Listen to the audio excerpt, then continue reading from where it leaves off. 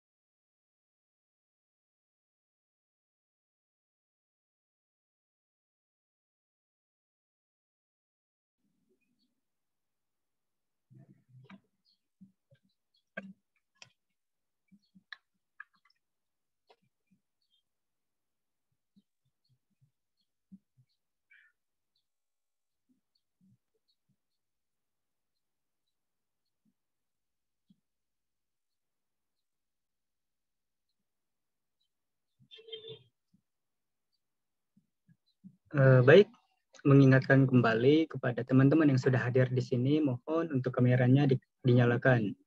Jika berhalangan untuk dinyalakan, mangga boleh konfirmasi.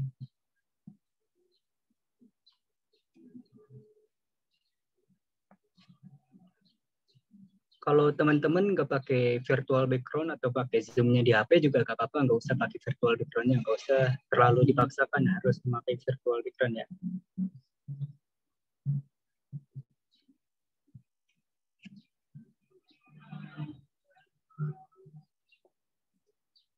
Sambil menunggu, saya ingin mengabarkan juga menanyakan kembali apakah dari masing-masing bidangnya sudah hadir di sini atau belum. Jika sudah hadir, mangga boleh ajak lagi teman-temannya yang bakal hadir atau yang ingin hadir. Juga boleh menyalakan kameranya. Untuk yang belum hadir, mohon tolong diingatkan kembali kepada teman-temannya ya.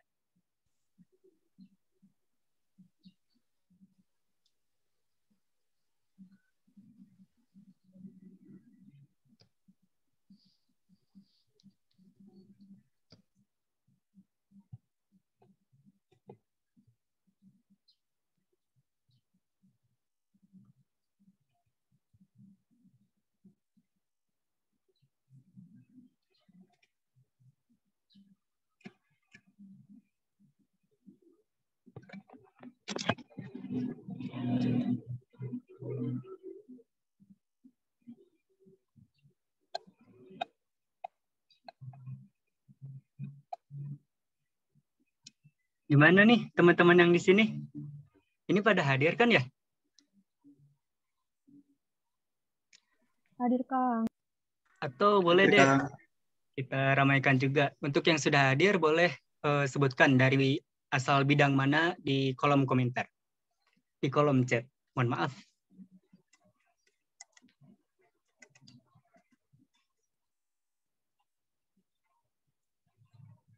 Siar hadir, siar badai. Wih, Masya Allah, siar. Siar. Siar terus ya. Coba kita lihat yang lain. Humas hadir. Wih, itu mah Kang Andre. Humas terdepan, mantap. Ini kenapa barengan gini ya? Pada kompak ini, keren. 3 pertama siar, terus 3 selanjutnya Humas. Sekarang ada lagi BSO hadir dari Fatimah Azahra. Mangga, yang lainnya ditunggu ya. Boleh sambil ajak teman-teman yang lainnya juga, karena insya Allah untuk pertemuan ini dan untuk pematerian ini nggak bakal sia-sia gitu, dan bakal bermanfaat banget, khususnya bagi kita untuk selaku anggota UKDM. Perwakilan FPMIPA, oh, itu bawa-bawa fakultas ya. Mulmed hadir, Mulmed, sini Mulmed. Selalu hadir. Ini siar badai itu emang jargonnya atau gimana ya? Siar punya jargon yang namanya siar ya? Atau gimana? Siar punya jargon yang namanya jargonnya badai ya?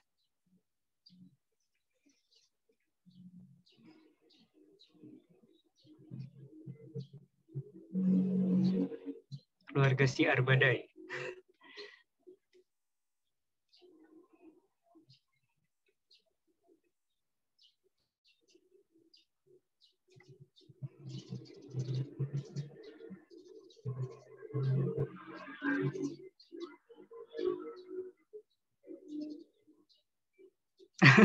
BSO geluduk. Bukan hanya sekedar jargon, tapi juga sebuah doa. Oh iya, Masya Allah.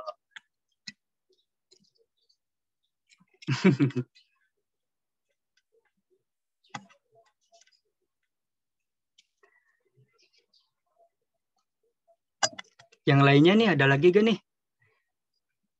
Ekre, mana nih? Ekonomi. Sudah hadir belum di sini?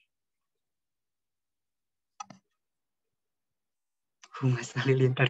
Ini Humas ramai banget ya, dihitung-hitung ya.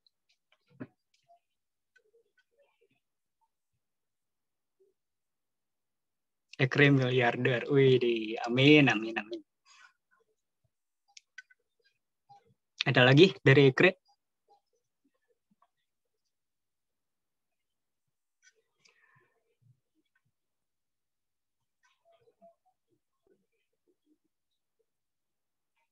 Yang ekre baru satu nih kelihatannya. Tolong diajak lagi ya teman-teman yang lainnya.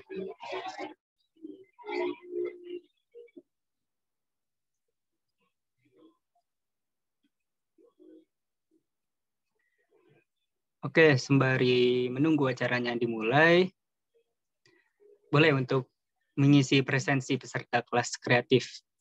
Linknya sudah ada ya di kolom chat. Tapi ini linknya untuk di room ini aja ya. Jangan di-share ke grupnya karena biar yang lainnya ikut datang ke sini dan biar yang lainnya juga ikut memerhatikan dan belajar tentang pematerian kali ini.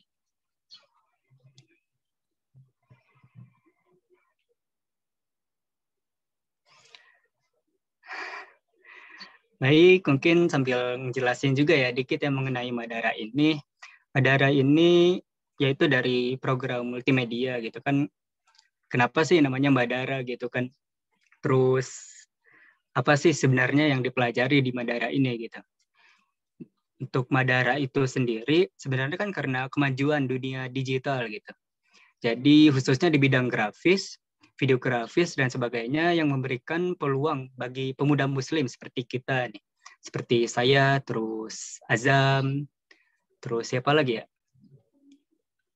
Seperti Rahma gitu kan banyak kan di sini pemuda-pemuda muslim yang berkualitas. Nah, juga perlu adanya lahan atau tempat agar bisa belajar bareng-bareng khususnya pada desain grafis ini yang dikemas dengan kreatif di media digital yang bisa menjadi amal jariah untuk kita gitu. Jadi insya Allah ilmu yang kita pelajari ini bukan cuman kayak apa ya, mungkin orang nganggapnya ada yang ini mah latar belakang ini mah nggak langsung lanjut terjun ke lapangan gitu, jadi mungkin nggak bakal berdampak banget gitu kan ke kehidupan. Tapi enggak, ternyata dengan desain grafis kita bisa belajar tuh lebih banyak tuh gimana caranya kita bikin poster khususnya pada acara kegiatan kita. Apalagi kan anak UKDM nih. Anak UKDM kan harus pinter gitu kan. Bukan harus pinter ya, pasti pinter sih anak UKDM ya. Nggak usah ditanya lagi. Nah, harus lebih kreatif gitu dalam menjadikan karya, dalam membuat karya. Apalagi kalau nanti hasil kreativitasnya itu disalurkan di bidangnya masing-masing, itu bakal nambah keren banget.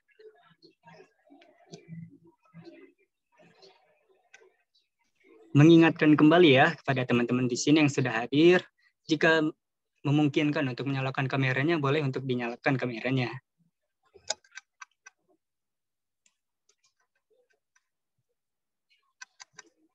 Juga ajak lagi ya teman-teman yang lainnya, yang dari bidangnya masing-masing.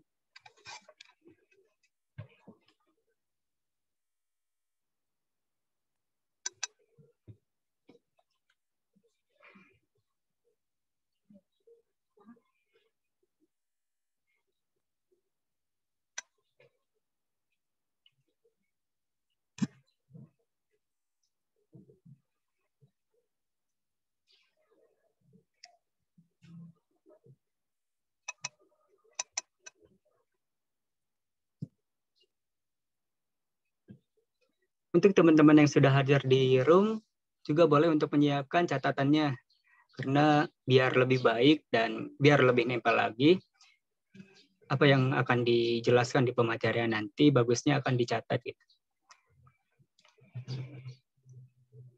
Karena mungkin ada beberapa yang ini tuh perlu ingatan lebih gitu, bukan hanya ingatan dalam kepala saja. Jadi kita bisa ngingetnya sambil menulis. Karena sebentar lagi kita akan mulai, kita juga punya jargon nih dalam Madara kali ini. Jargonnya yaitu, bentar. Kalau saya nanya kelas kreatif Madara, teman-teman semua di sini jawab berkarya dengan nyata. Atau biar lebih seru, kita boleh deh pakai gerakan. Kalau saya nanya kelas kreatif Madara, teman-teman di sini balas sambil ngomong berkarya dengan nyata.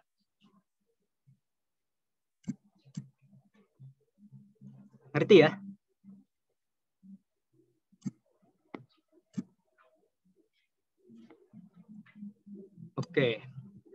Sebentar ya, ini kayaknya nge-freeze ya. Nah, udah. Sip.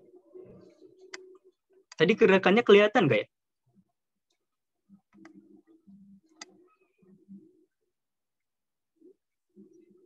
Saya ulangi lagi ya. Jargonnya kalau saya nanya kelas kreatif Madara, teman-teman di sini jawab berkarya dengan nyata. Gitu. Oke.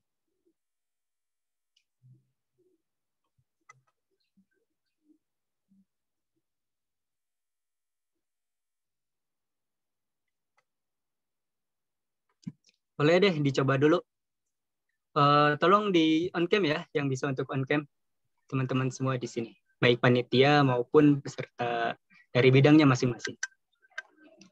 Di sini udah ada tuh Lukman, Ezra, Freyamoza.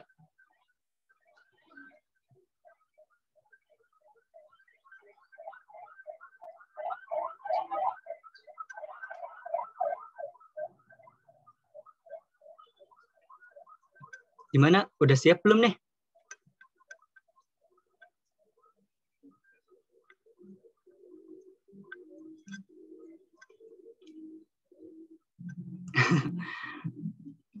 Ini kayaknya pada ramai di komentar ya. Gak apa-apa deh, kita coba dulu aja. Kelas kreatif Madara. Lupa. Bentar, mohon maaf. Ini boleh ya, kalau misalkan lagi berhalangan untuk on cam nih. Tapi boleh suaranya dinyalakan dulu ya. Kita tes dulu jargonnya bareng-bareng. Untuk semua teman-teman yang ada di room ini, kita tes dulu jargonnya bareng-bareng ya. Tolong mic-nya bisa dinyalakan. Galon. Sip, udah ada yang masuk ya. Yuk, yang lainnya siap ya. Kelas kreatif Madara. Berkarya Dengan nyata. Kurang kompak nih. Ini makan siangnya pakai kangkung jadi ngantuk atau gimana nih ini? Ulangin. Kita ulang ya. Kelas kreatif Madara. berkarya Dengan nyata. Ya emang gak bisa dipaksain lah ya. Yaudah lah ya, gak apa-apa ya. Yaudah, baik, karena kita akan memulai kegiatan pertemuan kali ini, maka kita akan buka dulu dengan doa.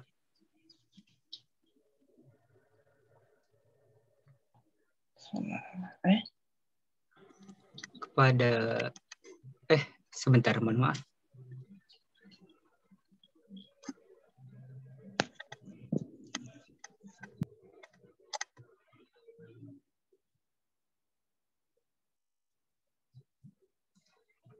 Baik.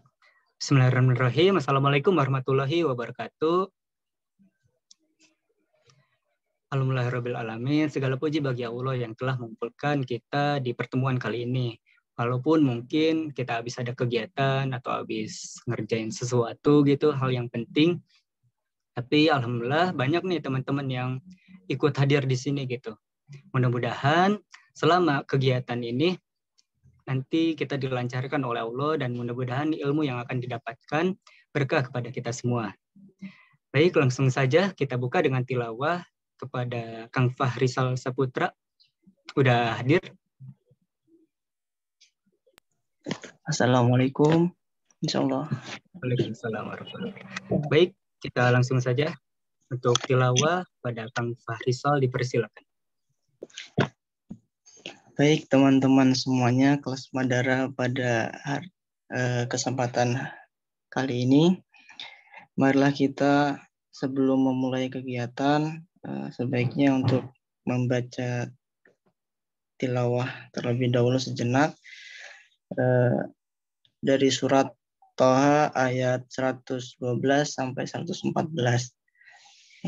Teman-teman bisa sambil ikutin di rumah ya.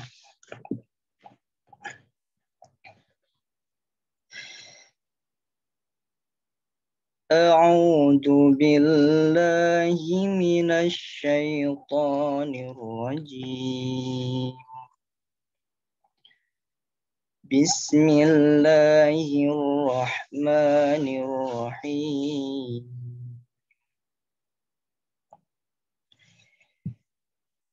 Wa man ya'mal minas salihati wa huwa mu'minun fala yakhafu dhulman wala hadma.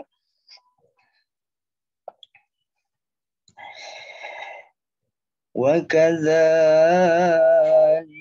أنزلناه قرآنا عربيا وصرفنا فيه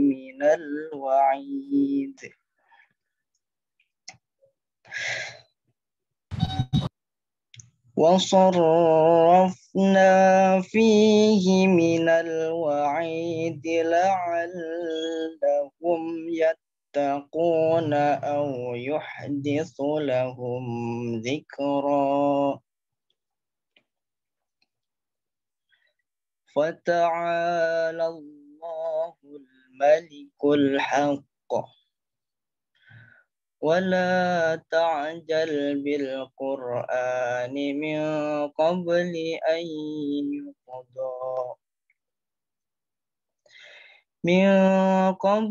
أن يقضى إليك وحيه وقل رب زدني علما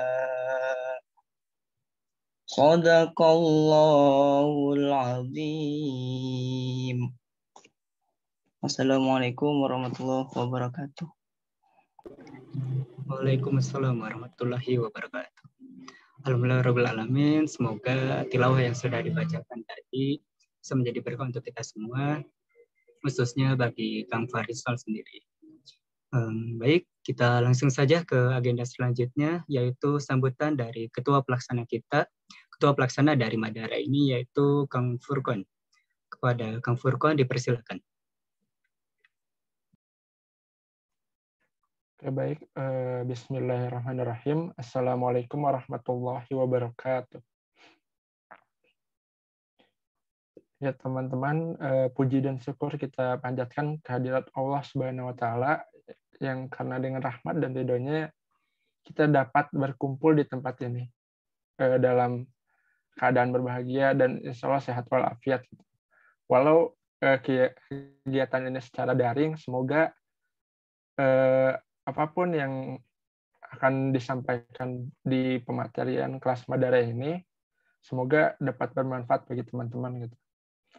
Tak lupa juga salat dan salam kita curahkan kepada baginda Nabi besar Muhammad Sallallahu Alaihi Wasallam yang telah membawa kita umat manusia dari alam jahiliyah ke alam yang Islamnya.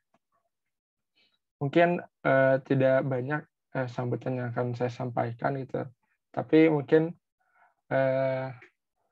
dari kelas kreatif Madara ini kami dari panitia gitu berharap gitu, dari teman-teman yang hadir di tempat ini bisa mengetahui gitu banyak insight tentang desain grafis gitu. Mengapa sih desain grafis itu penting gitu ya bagi kita semua gitu. Nah, jadi desain grafis ini umumnya sudah menjadi kebutuhan atau keahlian yang dibutuhkan oleh setiap orang gitu di masa khususnya pandemi ini gitu. Karena marketing secara visual itu menjadi hal yang penting, tidak bisa kita ragukan lagi gitu vitalnya gitu. Dan juga diharapkan gitu ya dari kegiatan ini gitu dari bidang-bidang di LDK UKDM UPI bisa nanti bisa lebih paham gitu bagaimana cara menggunakan SOP dari Mulmed, terus juga mengetahui urgensi dari desain grafis, dan mungkin juga di pertemuan kedepannya ada beberapa materi seperti video editing dan praktik desain grafis gitu. Nah, mungkin saya tutup dengan salah satu quote ya, mungkin teman-teman sudah pernah mendengar gitu. Nah, ini quote-nya itu dari Peter Parker, yaitu dari film Spider-Man gitu. Jadi seiring dengan kekuatan yang besar, datang juga dengan tanggung jawab yang besar gitu. Nah, jadi ketika teman-teman nantinya gitu sudah mendapatkan ilmu baik dari webinar ini ataupun dari webinar lainnya, setiap ilmu yang kita sudah pelajari, setiap ilmu yang telah kita lihat dan dapatkan itu, maka dari setiap ilmu tersebut tanggung jawab kita yang besar gitu. Tanggung jawabnya itu bukan hanya tentang menjalankan peran kita di dunia, tetapi setiap kekuatan yang atau keahlian yang kita dapatkan itu akan kita pertanggungjawabkan di akhirat gitu. Dan semoga gitu dari kelas Kreatif Madara ini bisa memberikan ilmu yang terbaik untuk teman-teman sebagai bekal juga ke depannya nanti saat harus berhadapan membuat desain grafis gitu. Mungkin cukup sekian sebutan dari saya. Billahi taufiq wal hidayah. Wassalamualaikum warahmatullahi wabarakatuh. Waalaikumsalam warahmatullahi wabarakatuh. Baik, jazakumullah khairan kepada Kang Furqon. Betul ya apa yang tadi dikatakan oleh Kang Furqon, karena ilmu ini mungkin akan bermanfaat walaupun bukan untuk sekarang, mungkin untuk nanti di kemudian hari saat kita membutuhkannya. Dan memang ini juga sangat luas gitu ya kalau dipelajari lebih dalam lagi. Baik, sebelum kita lanjut ke agenda selanjutnya, kita tes jargon dulu nih. Benar tapi ya sekarang ya. Tes jargonnya ya, siap ya? Siap gak nih? Bulan April berartinya apa ya? Aries. Halo, halo? Kang. Siap. Gimana teman-teman yang lainnya? Siap, Kang.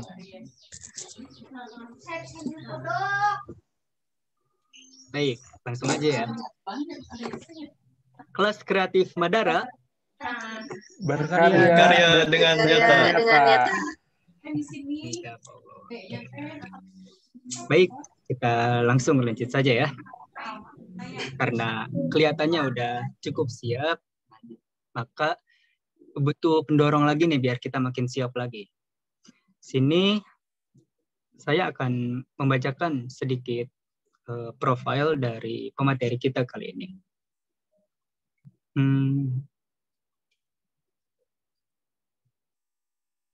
Ya, pemateri kita kali ini yaitu Kak Surai Hibanur Rohim.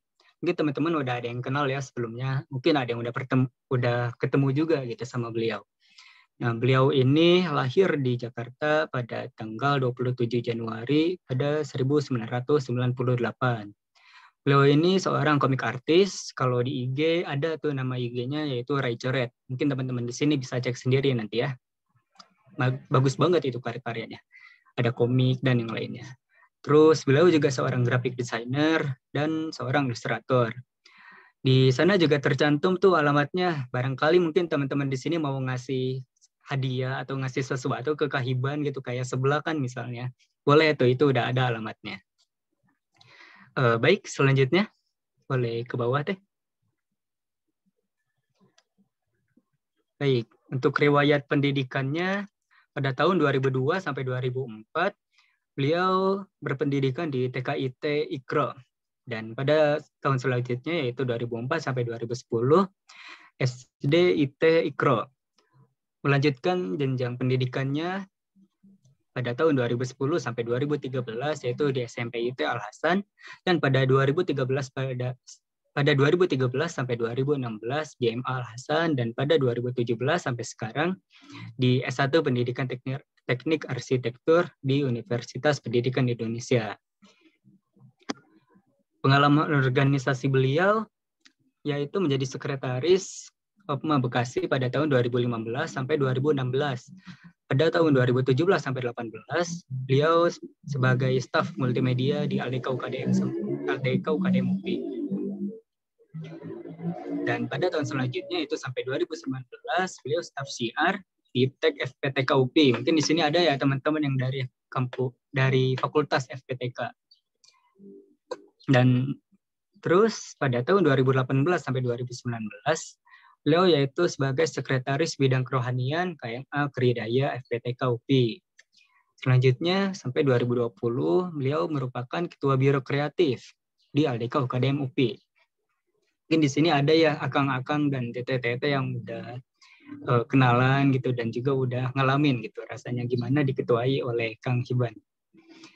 Dan selanjutnya yaitu pada tahun 2019 sampai 2020 masih tahun yang sama, beliau yaitu sebagai Ketua Departemen Humas pada kami Komisariat UPI. Dan pada 2020 sampai 2021, beliau Ketua Biro Desain LDK UKDM UPI. Mungkin di sini untuk teman-teman yang di multimedia nanti bisa ya mengalami, merasakan jejaknya gitu sebagai Ketua Biro. Dan pada tahun 2020 sampai sekarang beliau yaitu sebagai Ketua Umum kami di Komisariat UPI, juga sebagai staf DPO di LDK UKDM UPI. Untuk riwayat pembicaranya, pada tahun 2019 beliau pembicara Talkshow Hijrah 4.0 di Gramedia Mataram, Jakarta. Matraman. Mohon maaf, Gramedia Matraman, Jakarta. Dan masih pada tahun yang sama, sebagai pembicara media FSLDK Bandung Raya, juga pembicara Konetal Assemble Universitas Pendidikan Indonesia. Pada tahun 2020, beliau menjadi pembicara pada ILDIM Media Class LDM UIN SDG Bandung. Masih pada tahun yang sama, beliau sebagai pembicara webinar Creative Trainers, yaitu Seni Menjadi Rezeki di Bekasi. Juga menjadi pembicara webinar kolaborasi kami Komisariat Brawijaya. Dan yang terakhir yaitu pembicara talkshow Gen Z Berkarya PPM Halasan Bekasi. Itu berarti di alumninya berarti ya. Untuk prestasi beliau yaitu pada tahun 2019, beliau sebagai komikus dan penulis buku Daily Rai Coret yaitu Move Up. Mungkin teman-teman di sini ada yang punya atau mungkin nanti bisa nih kita lihat karyanya bareng-bareng. Mau beli juga, mau beli langsung juga boleh gitu. Barangkali ada teman-teman bisa beli langsung. Dan pada tahun 2019 sampai 2020, beliau itu sebagai penerima beasiswa aktivis Salman 19-20. Dan di situ juga tercantum ya soft skill-nya banyak banget ya, Masya Allah. Banyak banget itu sampai ada full kayak gitu ya. Baik, gak usah lama-lama lagi, mungkin terlalu kepanjangan nanti takutnya gak enak karena di sini bukan untuk mandangin saya ya, mohon maaf. Baik, langsung saja kepada Kak Hiban, di sini sudah siap ya? Baik, kepada Kak Hiban dipersilakan. Oke, sorry berisik, lagi ada yang bangun rumah di dekat sini.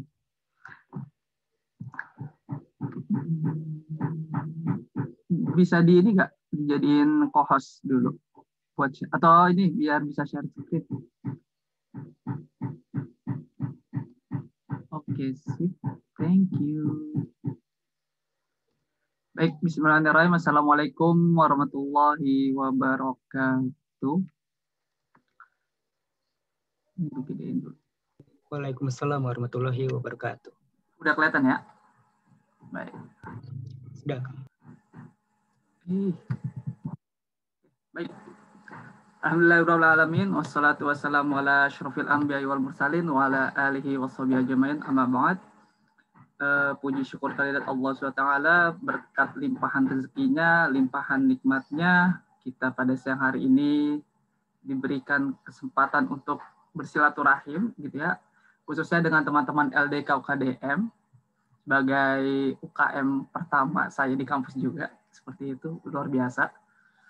Tempat UKM yang mana sebenarnya isinya itu bukanlah orang-orang yang sudah baik, tapi mereka yang mencari lingkungan dan berusaha untuk menjadi baik itu sendiri gitu. Jadi UKM yang selalu ada proses di sana ya, tapi bukan sebatas udah baik gitu, tapi memang ada proses yang dilakukan di sana. Kemudian salawat serta salam tak lupa kita curahkan kepada baginda Nabi besar kita Nabi Muhammad Sallallahu Alaihi Wasallam, kepada keluarganya, para sahabat, para tabiin, hingga kita selaku umatnya. Amin ya rabbal alamin. Gimana kabarnya teman-teman semua? Sehat? insya Allah semuanya dalam keadaan sehat, tetap jaga kesehatan, rutin olahraga, dan penuhi asupan-asupan gizi yang nanti diperlukan ya, karena memang sekarang lagi pandemi kan, apalagi kalau dengar kabarnya di Bandung itu sedang ada peringatan lagi ya zona merah, ataupun di wilayah Jawa Barat lainnya. Nah ini perlu kita sama-sama perhatikan agar hal-hal yang tidak kita inginkan itu ya tidak terjadi lah, insya Allah, amin ya rabbal alamin. Oke, insya Allah pada siang hari ini kita akan membahas, ini judul dari tema yang diberikan panitia untuk pada kesempatan siang hari ini, why being a Muslim designer is important gitu. Why ya, why-nya ini saya buat why. Maka ini menjadi kata kunci utama sebelum nanti teman-teman ya akan melangkah lebih jauh gitu. Kalau di sini menjadi secara spesifik ya menjadi seorang Muslim designer gitu ya. Muslim designer. Apa sih Muslim designer? Kenapa sih kita harus jadi Muslim designer? Dan seberapa penting sih Muslim itu harus ada di lingkungan desainer tersebut gitu, harus punya skill desainer atau dan sebagainya. Maka dengan itu berangkat dari why. Nah ini mungkin teman-teman juga udah banyak yang tahu juga gitu ya, tapi ini menjadi mengulas kembali, mengingatkan juga untuk saya gitu, bagaimana why ini menjadi titik utama atau energi awal kita sebelum nanti kita melakukan bagaimana caranya, bahkan sampai nanti kita menemukan atau mendapatkan hasil yang kita inginkan gitu. Yang mana why ini menjadi purpose ya, menjadi tujuan kita. Apa yang kita percaya ini, kita yakini ini, ya inilah jalan yang nanti kita akan tempuh, jalan yang akan kita ambil. Why-nya teman-teman, apa sih di LDK UKDM itu apa gitu? Untuk menjadi seorang tulis, apa sih why-nya? Untuk menjadi seorang desainer juga apa sih why-nya gitu? Maka teman-teman, kita selama manusia itu memiliki why-nya beda-beda lah. Tapi kalau kita bicara why yang secara absolut, ya pasti why-nya itu ya karena Allah. Jadi kalau ditanya, kenapa sih kamu melakukan kebaikan? Karena Allah gitu. Kenapa sih kamu melakukan salat? Ya karena Allah gitu. Itu secara absolutnya udah emang itu harus kita lakukan. Tapi bagaimana why yang nanti kita lakukan itu mempunyai arahan yang lebih spesifik. Karena semakin spesifik why yang kita lakukan itu biasanya juga akan lebih menguatkan kita untuk melakukan langkah selanjutnya. Yaitu nanti menemukan how-nya, prosesnya gitu. Specific action tuh kita merealisasikan why yang nanti kita inginkan gitu ya teman-teman. Nanti saat itu kita udah tahu caranya, prosesnya, strategi yang kita lakukan itu seperti apa, maka barulah what itu yang kita dapatkan gitu ya. Apa yang kalian dapatkan saat menjadi seorang Muslim designer gitu kan. Bagaimana cara kita untuk menjadi seorang Muslim designer. Nah, tapi yang paling penting sebelum itu kedua hal tersebut, maka kenapa teman-teman harus ada atau menjadi seorang Muslim designer gitu. Nah, ini sama-sama nanti kita cari atau teman-teman ya udah ada yang memiliki gitu ya. Nah, silakan diresapi gitu. Dan alasan why ini kan tadi ya memiliki spesifiknya masing-masing. Jadi nggak harus kita sama, tapi setidaknya energi yang nanti kita keluarkan itu punyai nafas yang panjang ya untuk kita selalu ada di jalan Allah SWT. Tentunya seperti itu. Maka ini why untuk mengawali kita siang hari ini. Nah, kemudian itu untuk why-nya ya. Nah, kenapa sih Muslim designer itu juga menjadi penting untuk hari ini? Bagaimana industri 4.0 itu ya udah mulai ada komputer kan gitu ya teman-teman. Tenaga uap udah ditinggalkan, kecanggihan teknologi itu mulai hadir, digitalisasi dimanapun, di pekerjaan kita, di kegiatan kita itu sudah menjadi hal yang lumrah, apalagi dengan hadirnya jangkauan internet. Internet semakin kita bisa mengakses segala informasi, atau sekarang tuh lagi ada yang namanya banjir informasi ya tentunya gitu.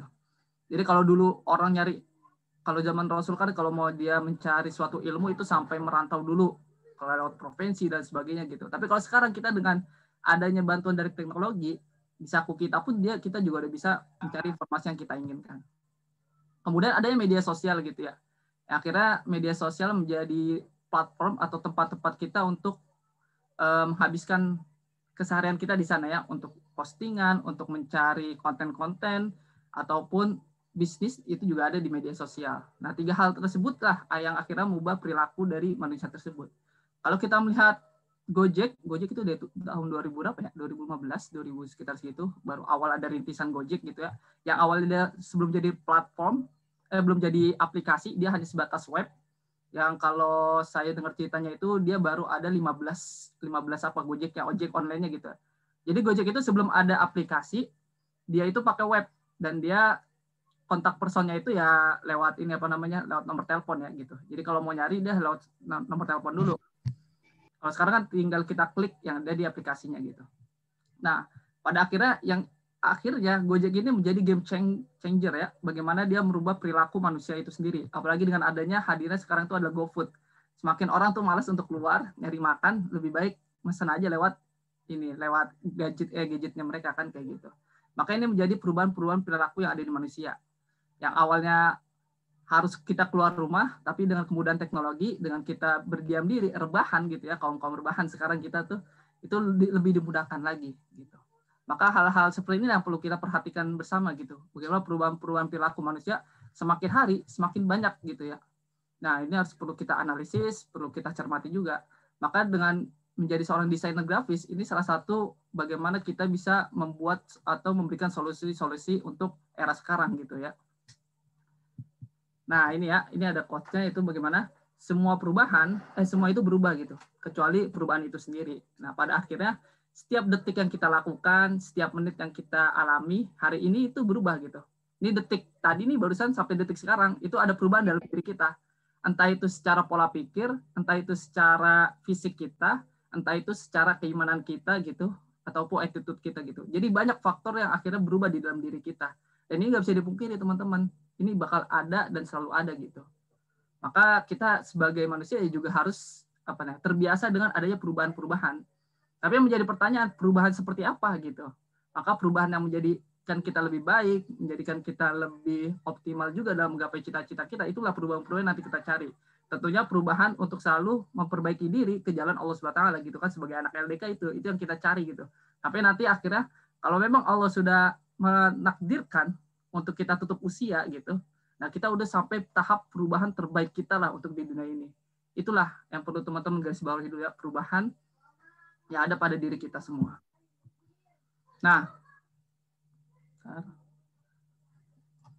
di era sekarang, maka dengan adanya era tadi ya, ada digitalisasi, kemudian internet akhirnya membuat kita lebih mudah mencari informasi, ada media sosial yang kita akhirnya lebih banyak berinteraksi di sana daripada di dunia nyata atau offline tersebut gitu. Dan sekarang membuat orang-orang mempunyai kesempatan yang sama untuk tampil dan menyampaikan apapun ke publik gitu. Nah, di sini saya garis bawahi itu adalah positif, hal yang positif teman-teman. Jadi kalau dulu, kalau kita lihat, orang-orang pintar itu adalah orang-orang yang dia secara kepintarannya itu ya eksak gitu ya. Jadi orang yang dia pintar matematik, pintar fisika, pintar kimia gitu, itu yang bisa dikatakan pintar gitu. Tapi kalau orang-orang seni, orang-orang yang dia cuma bisa gambar, itu mah ini fenomena beberapa tahun ke belakang lah gitu ya. Nah, ini masih belum terlihat gitu. Tapi dengan adanya era digitalisasi hari ini, medsos akhirnya kita bisa menggunakannya. Nah, orang-orang itu akhirnya mulai muncul gitu di permukaan gitu. Orang-orang itu udah mulai muncul dan akhirnya mereka menemukan panggung mereka. Nah, ini sebenarnya sama juga, orang-orang yang dulu yang di eksak pun akhirnya juga ada challenge gitu untuk bagaimana mereka juga bisa meningkatkan kapasitas mereka gitu. Dengan orang-orang yang tadinya awalnya itu belum muncul, akhirnya dia muncul gitu. Jadi saling bersaing lah gitulah, ada kompetisi di sana. Tapi kompetisi apa? Kompetisi yang memang sifatnya positif juga gitu, untuk sama-sama meningkatkan kapasitas diri. Nah, ini ya, 3 poinnya berarti kita mempunyai kesempatan yang sama. Kemudian Mohon maaf Kang. Gimana? Mohon maaf memotong, ini share screen-nya belum muncul. Oh, belum muncul ya tadi. Oke, ulang. Belum berubah. Belum berubah. Oke, udah? Ada. Kalau di aku masih hitam. Oke, saya stop share screen dulu ya.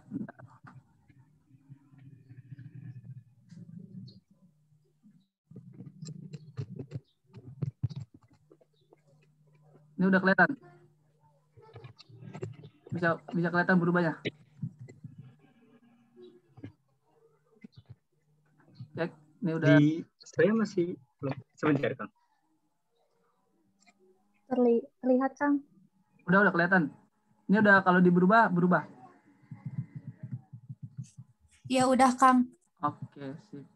Udah kelihatan? Ini kalau Bapak MC. Oh, baru bisa berubah ya. Udah. Oke ya, tadi ini sampai sini. Oke, tadi terkait era sekarang, semua orang memiliki kesempatan yang sama untuk kita bisa tampil atau menyampaikan opini kita di publik gitu ya.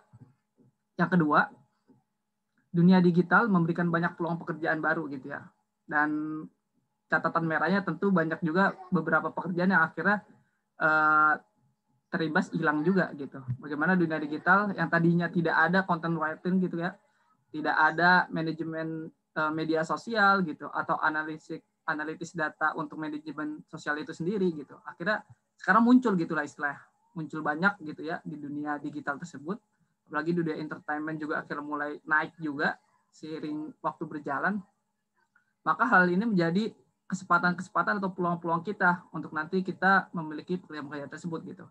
Jadi bagaimana pekerjaan-pekerjaan yang memang pada akhirnya menuntut kreativitas kita, menuntut critical thinking kita, pola pikir kita gitu. Jadi bukan dia yang sifatnya pekerjaan yang rutinitas. Ini kalau mohon maaf ya, misalnya pekerjaan yang dia sekedar menginput data gitu ya. Nah kayak akuntan itu mungkin akan hilang seiring waktu berjalan. Dia karena ada polanya gitu, pekerjaan yang ada polanya. Kalau sekarang mungkin nanti pekerjaan rumah, kuli-kuli gitu. Nanti mungkin bisa beberapa tahun kemudian digantikan oleh robot gitu. Tapi pekerjaan-pekerjaan yang tidak bisa digantikan ya, yang mana pekerjaan-pekerjaan yang memang dia basicnya itu dari kreatif kita, dari pemikiran kita, pola pikir kita itu. Maka hal ini menjadi tantangan juga untuk kita nanti ke depannya bagaimana bisa survive gitu ya di dunia digital inilah. Gitu ya. Jadi ada dua hal ini untuk kenapa sih tiba-tiba ada era digital hari ini dan bagaimana kita bisa mengambil peluang-peluang di era digital. Nah, selanjutnya berhubung tadi terkait era digital udah. Nah, ini agak dikerucutkan lagi nih. Bagaimana peran manusia yang ada di dunia ini ya. Jadi sebelum nanti masuk ke muslim designer, seorang muslim yang dia fokus ke desain grafik atau ke videografis atau bahkan nanti content writing atau bahkan ilustrator dan sebagainya. Nah, ini kembali kita sama-sama mengingat kembali gitu ya. Bagaimana peran manusia di dunia ini ada dua gitu. Ada dua poin utama peran manusia. Yang pertama ada Abdullah, yang kedua ada Khalifatullah gitu teman-teman. Bagaimana Abdullah menjadi seorang yang beribadah kepada Allah SWT. Yang kedua adalah tentang berdakwah kita. Khalifatullah kan itu ya, sebagai khalifah di muka bumi Allah, yang kita memanage bumi Allah tuh sebaik mungkin gitu. Nah, di sini di dalilnya, kalau untuk Abdullah ini ada di surat Az-Zariyat ayat 56. Dan aku tidak menciptakan jin dan manusia melainkan supaya mereka mengabdi kepadaku gitu ya. Jadi Allah langsung dalam Al-Qur'annya mengatakan bahwasanya ya manusia itu diciptakan untuk beribadah kepada Allah SWT gitu. Bahkan jin dan manusia ataupun makhluk-makhluk yang ada di dunia ini. Kemudian untuk yang berdakwah gitu, ini ada di dalam Quran surat Al-Baqarah ayat 30 yang artinya ingatlah ketika Tuhanmu berfirman kepada para malaikat, sesungguhnya aku hendak menjadikan seorang khalifah di muka bumi dan seterusnya gitu. Jadi Allah secara tidak langsung menurunkan manusia ke bumi ini untuk apa? Untuk menjadi khalifatullah, untuk mendakwahkan, untuk mensiarkan agama Islam gitu. Sebagaimana kita ketahui, ya agama Islam adalah agama yang rahmatan lil alamin gitu. Bahkan orang yang dia belum tersentuh oleh Islam pun pada akhirnya dia akan merasakan rahmat atau kasih sayang dari agama Islam itu yang ada di sekitarnya. Maka dua peran hal ini ya, peran secara universalnya kita hadir gitu di dunia ini untuk beribadah, untuk berdakwah gitu. Jadi pertanyaannya, kalau teman-teman hari ini ataupun saya gitu tidak dalam kondisi beribadah dan berdakwah, maka dalam kondisi apa kita kan gitu. Nah, itu menjadi pertanyaan besar. Harapannya kita selalu ada dalam dua kondisi tersebut gitu. Kalau kita nggak beribadah kepada Allah, ya kita lagi sedang berdakwah, memperjuangkan atau mensiarkan agama Islam gitu di lingkungan kita. Nah, berbicara peran gitu teman-teman, yang tadi ada dua, terkait beribadah, terkait terus berdakwah juga. Nah, ternyata tidak hanya sebatas secara umum itu saja, tapi nyatanya ada misi-misi yang secara khusus Allah berikan gitu ya. Jadi apa misi yang dititipkan Allah untukmu di dunia ini? Nah, dari setiap kita ini memiliki misi secara khususnya masing-masing gitu. Nah, di sini ada Quran Al-Isra ayat 54. Katakanlah tiap-tiap orang berbuat menurut keadaannya masing-masing. Maka Tuhanmu lebih mengetahui siapa yang lebih benar jalannya. Jadi tiap-tiap orang berbuat menurut keadaannya masing-masing. Entah itu mau dia kaya, entah itu orang yang tercukupi, entah itu yang Islam pun atau yang non-Islam pun dan lain sebagainya gitu. Itu sudah ada keadaan yang Allah berikan dan itulah modal yang nanti kita lakukan untuk nanti kita mencari keridhaan Allah Subhanahu wa taala gitu. Untuk kita berdakwah, untuk kita beribadah khususnya gitu juga. Nah, maka kita berada dalam kehidupan ini bukan tanpa alasan, melainkan dengan sebuah misi khusus spesifik dari Allah gitu. Bisa dibilang misalnya nauzubillah gitu, besok kita udah dipanggil sama Allah gitu. Udah, terus kita nggak tahu nih ternyata misi kita apa sih. Nah, misi spesifik kita ternyata adalah untuk hadir bersama keluarga kita gitu. Untuk hadir membersamai perjuangan teman-teman yang ada di LDK dan sebagainya. Jadi secara spesifik walaupun tidak diukur besar atau kecilnya untuk misi kita tersebut gitu. Tapi bagaimana kita mengupayakan, mengoptimalkan misi-misi yang sudah Allah berikan di kehidupan kita gitu secara khusus dan spesifik tersebut gitu. Kalau memang nyatanya Allah memberikan qadarullah, memberikan kesempatan kita untuk nanti memang tampil di publik gitu ya secara nasional, secara internasional gitu, lah itu kesempatan kita dan disitulah misi kita.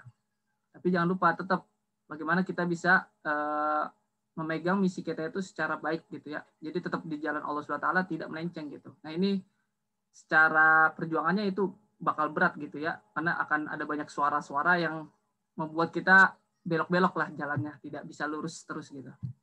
Nah maka teman-teman sama-sama gitu. Kira-kira misi yang Allah titipkan kita hari itu apa sih gitu ya. Dan ini pencarian misi ini tidak hanya berarti misalnya nanti di umur 20 teman-teman gitu. Di umur apalagi 21, 25 dan sebagainya. Enggak, tidak terbatas oleh umur gitu. Tapi memang pencarian misi ini menjadi proses panjang teman-teman, sepanjang hidup teman-teman aja gitu. Kalau sedikit cerita, mungkin ada kalau pengalaman dari saya pribadi gitu ya. Kan dari jurusan arsitek gitu ya, dari jurusan arsitek, wah berarti orangnya mau masuk ke secara spesifik di dunia arsitek gitu ya. Nah, kalau boleh jujur sebenarnya awalnya tidak ada tuh kepikiran untuk menjadi seorang arsitek gitu ya. Ada kepikirannya itu hanya sebagai seorang seniman gitu. Seorang seniman mau jurusan yang memang dia seni-seni banget gitulah. Nah, ternyata Allah takdirkan beda gitu ya. Allah memberikan kesempatan untuk saya masuk ke jurusan arsitek gitu. Tapi nyatanya ternyata itu tidak berhenti, maksudnya jiwa seninya itu nggak berhenti gitu. Dan itu menjadi nilai plus saat saya membuat suatu ilustrasi, akhirnya ada perspektif arsitek yang dipakai di sana gitu. Nah ini kan dua hal yang tadi secara umum menjadi arsitek, tapi dispesifikkan lagi nih. Kamu tuh misalnya jadi seorang artis tuh artis yang seperti apa sih? Saya artis yang memiliki perspektif arsitektur gitu. Tapi secara pembuatan itu orang-orang komik artis dan sebagainya gitu. Atau misalnya ada yang dia jurusannya tadinya mau masuk biologi gitu, tapi qadarullah di kesempatan dia masuk Inggris, bahasa Inggris gitu. Tapi ternyata di biologi itu karena dia tetap passion dia tetap belajar gitu. Nah, pas sudah lulus, ternyata dia masuk ada panggilan luar negeri, yang mana secara Inggris, dia udah dari kuliah, secara passion yang dia bahas, yang dia biologi, itu juga udah dipupuk dari awal, akhirnya itu ketemu kedua hal tersebut gitu. Jadi itulah istilah-istilah nanti lama-lama, semakin hari kita akan menemukan misi-misi spesifik kita ke depannya gitu. Sedikit demi sedikit bakal Allah buka jalan tersebut ya. Jadi kita yakin aja dan mengusahakannya secara optimal gitu. Kemudian, nah berbicara tadi misi ya teman-teman, maka ini saya coba kerucutkan kembali gitu, yaitu berbicara personal branding gitu. Nah ini sering sedikit luput gitu ya dari teman-teman ataupun dari saya pribadi. Yang awal masuk kampus tuh hanya berpikir yaudah kita masuk kampus, belajar di himpunan, belajar di jurusan, nanti udah kelar itu lulus gitu ya. Udah. Baru nanti habis itu nyari kerja. Kan pola pikir kita tuh seperti itu ya. Jadi mencari kerjanya itu mencari atau meniti karir kita setelah nanti pasca kampus. Ternyata itu menjadi pola pikir yang agak sedikit keliru teman-teman. Nah ini saya coba sampaikan ya. Jadi bagaimana personal branding ini sebenarnya harus sudah kita bangun gitu di awal-awal. Bahkan untuk teman-teman yang masih 2019, 2020, atau bahkan nanti next mahasiswa baru 2021, itu kalau bisa udah diberitahu bagaimana nanti ke depannya teman-teman personal branding yang ada. Kenapa personal branding ini menjadi penting gitu? Ada dua hal. Bahwasanya nanti dari personal branding ini ada unique value dari teman-teman miliki gitu. Oh, saya kenal Furqon orangnya seperti ini gitu. Atau saya kenal Bapak MC Bang Gozi itu kayak gini loh gitu. Jadi orang saat tahu nama kita dia juga tercetus atau terpikirkan unique value kita tuh seperti apa gitu. Ini menjadi hal penting juga. Dan ini personal branding menjadi sebuah investasi juga untuk nanti ke depannya. Jadi kalau kita udah lulus terus tiba-tiba ada orang ingat, kalau contohnya saya nih, oh saya tiba-tiba mau bikin buku anak gitu ya, oh ingatnya si Hiban gitu, si Hiban bisa gambar. Nah jadi ada value yang kita dapat dan ini menjadi investasi untuk nanti masa depan kita gitu. Jadi orang ingat kita tuh ingat apa sih? Nah istilahnya kayak gitu. Nah maka personal branding ini menjadi hal yang penting untuk teman-teman nanti mengetahui misi teman-teman itu seperti apa juga dan mengetahui jati diri khususnya kayak gitu ya. Teman-teman tuh apa sih sebenarnya, apa yang mau teman-teman lakukan di dunia ini dan bagaimana nanti ke depannya. Makanya tadi berhubungan dari peranan dan misi personal teman-teman itu nanti coba diulik lebih dalam lagi gitu. Nah, kalau di apa namanya di breakdown secara konten ya, misalnya kan ini contohnya IG lah, Instagram ya. Jadi akun IG teman-teman ini mau di personal branding, misalnya kan kayak gitu ya secara teknis ya. Nah, maka ada 3 hal penting yang teman-teman harus lakukan secara intens ya, secara continue. Nah, itu apa sih? Nah, yang pertama ada skill expertise-nya teman-teman. Bagaimana ada skill expertnya, teman-teman tuh jago di bidang apa? Nah, kalau berbicara kita jadi muslim designer, maka itu yang nanti teman-teman tonjolkan. Oh, saya jago di desain grafis. Oh, saya jago di videografis. Oh, saya jago di ilustrasi. Oh, saya jago di penulisan. Saya jago memotivasi orang. Saya jago di bidang kedokteran. Apa, itu banyak lah. Itu teman-teman bisa ulik sendiri gitu. Apa sih skill expert yang saya miliki? Dan itu kalau secara akun IG lah gitu ya istilahnya. Itu teman-teman up. Skill terjago teman-teman tuh di up aja gitu. Sehari atau sepekan sekali lah. Agar apa? Agar audiens kita, agar teman-teman atau follower kita yang di dunia digital khususnya itu tahu, oh kalau si Hiban tuh dia sukanya komik gitu loh. Oh kalau si A dia tuh sukanya bidang fotografi loh. Oh gitu. Jadi kita tahu tuh. Kedua, terkait apa? Terkait portofolio. Jadi kalau skill expert itu hanya sebatas skill yang kita memang jago. Nah kalau portofolio itu udah based on project teman-teman. Jadi ada project yang sudah teman-teman lakukan. Kalau ngambilnya dari saya lagi, komik misalnya udah pernah bikin buku gitu. itu menjadi portofolio gitu. Udah pernah bantu bikin konten dan sebagainya, itu portofolio juga. Itu juga teman-teman coba cantumkan. Itu menjadi salah satu apa ya? Buat membangun trust dari oh, dia tuh jago di sini tapi dia juga udah pernah dapat project di bidang ini juga loh gitu. Jadi trust untuk orang-orang yang nanti melihat personal branding kita makin percaya gitu loh. Istilahnya kayak gitu. Nah, yang terakhir, identity, teman-teman. Kan kalau di akun IG tuh ada tulisan di bawahnya ya, apa sih itu? Pokoknya ada penjelasan di bawah lah gitu. Nah, coba hari ini tuh udah teman-teman agak spesifikkan atau teman-teman jabarkan, aku tuh seperti apa sih gitu. Saya kalau di IG saya tuh ada ilustrator dan comic artist gitu, atau ada lagi seorang motivator gitu, atau influencer gitu. Jadi ditulis aja. Walaupun pada nyatanya kita tuh belum pernah berada di titik itu. Jujur kalau Akang pribadi dari awal bikin Ray Coret itu kan belum ada pengalaman gitu. Tapi langsung mengklaim diri Akang, ya saya komik artis gitu loh. Nah, saya juga ilustrator, saya desainer juga gitu. Masih walaupun belum spesifik. Tapi udah bisa mengklaim gitu. Karena apa? Ini menjadi motivasi personal kita juga. Seakan-akan walaupun kita belum ada di titik tersebut, kita sudah membayangkan berada di titik tersebut dan apa yang akan kita lakukan untuk mencapai titik tersebut gitu. Kalau berbicara enaknya kayak gini, kayak teman-teman waktu kecil pada suka ngayal gak sih? Kadang nanya gitu ya. Waktu kecil kayaknya pada suka ya. Dan cita-cita yang paling sering itu kan cita-cita jadi dokter, jadi polisi, jadi tentara, jadi pilot, nah itu dah. Pokoknya cakupannya itu. Nah, saat kecil aja kita berani loh untuk menghayalkan kita udah berada di posisi itu. Tapi kenapa saat kita makin gede, kita tuh makin takut gitu. Ini yang bertanyaan, oh saya mau jadi apa tadi dokter ya. Tapi makin lama ngelihat kondisi keluarga seperti ini, ngelihat kemampuan seperti ini, akhirnya makin minder, nggak jadi mikir ke situ lagi. Akhirnya pola pikirnya, apa yang penting saya kerja. Nah, ini coba bagaimana kita bisa terus memupuk idealisme kita di waktu kecil, setidaknya untuk cita-cita kita lah gitu. Walaupun secara kalau global kan agak susah gitu, tapi setidaknya untuk cita-cita kita gitu. Masa pas kecil kita berani untuk menghayalkan atau mengimpikan sesuatu, tapi pas gede malah benar-benar termakan ini kondisi real kita aja gitu. Jangan sampai hal tersebut akhirnya melunturkan idealisme kita gitu. Khususnya kan mahasiswa ya. Mahasiswa kan kalau lagi demo juga gitu kan. Idealisme tinggi gitu. Kalau sekarang isu-isunya kayak KPK, turunkan KPK gitu. Walaupun secara realnya mereka seorang mahasiswa masih bingung juga nih mau ngapain gitu. Tapi tetap idealismenya digaungkan gitu. Nah, ini sebagai mahasiswa juga harus gitu, teman-teman. Terus berani aja memimpikan atau membayangkan teman-teman tuh ke depannya 5 tahun ke depan jadi apa, 10 tahun ke depan jadi apa gitu. Insya Allah itu akan menjadi energi positif teman-teman menjalani hari gitu. Contohnya saya menjadi komik artis gitu. Oh, berarti seorang komik artis, dia setiap hari itu harus menggambar selama 5 jam. Nah, ini kan secara pola akhirnya terus-terus dibangun lah. Oh, saya gambar hari ini harus 5 jam, besoknya nanti 5 jam, besoknya lagi 5 jam terus gitu. Tapi nanti akhirnya adalah waktu Allah mempercayai kita untuk berada di titik tersebut gitu.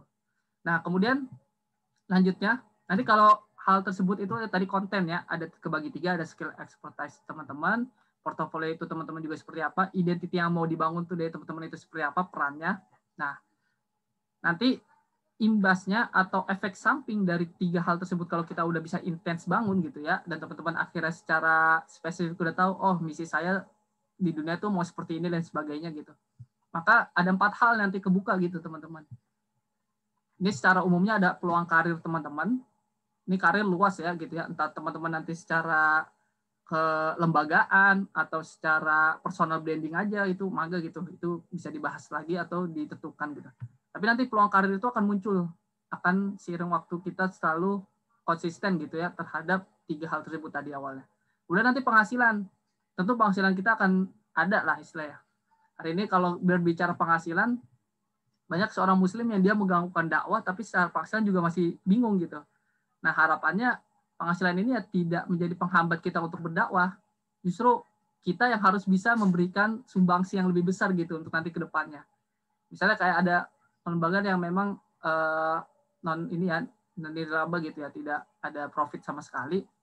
Dia akhirnya hanya kalau bikin kegiatan harus terus nyari sumbang-sumbang gitu. Tapi kalau kita bisa secara mandiri finansial, kan pada akhirnya kita juga bisa membantu organisasi kita atau lembaga yang nanti kita bangun gitu.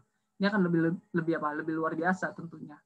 Kemudian nanti yang ketiga terkait jaringan kita, networking kita gitu. Lebih banyak juga yang tadi ya teman-teman nanti tiba-tiba ada sutradara yang ngejapri gitu. Nah ini salah satu pengalaman yang saya dapatkan, karena 2019 itu kan bikin Ray Coret ya, ini ceritanya gitu, 2019 bikin akun Ray Coret, pasca 4 bulan bisa konsisten untuk membuat postingan, itu tiba-tiba ada seorang editor yang ngontak atau DM saya gitu kan. Nah akhirnya kan hal yang luar biasa gitu, akhirnya saat kita bisa konsisten, jaringan-jaringan itu Allah buka luas gitu ya, untuk nanti hadir ke kehidupan kita juga. Yang keempat, yaitu terkait hati yang penuh gitu. Apa sih maksudnya hati yang penuh gitu? Itu adalah ketenangan batin aja sih gitu ya.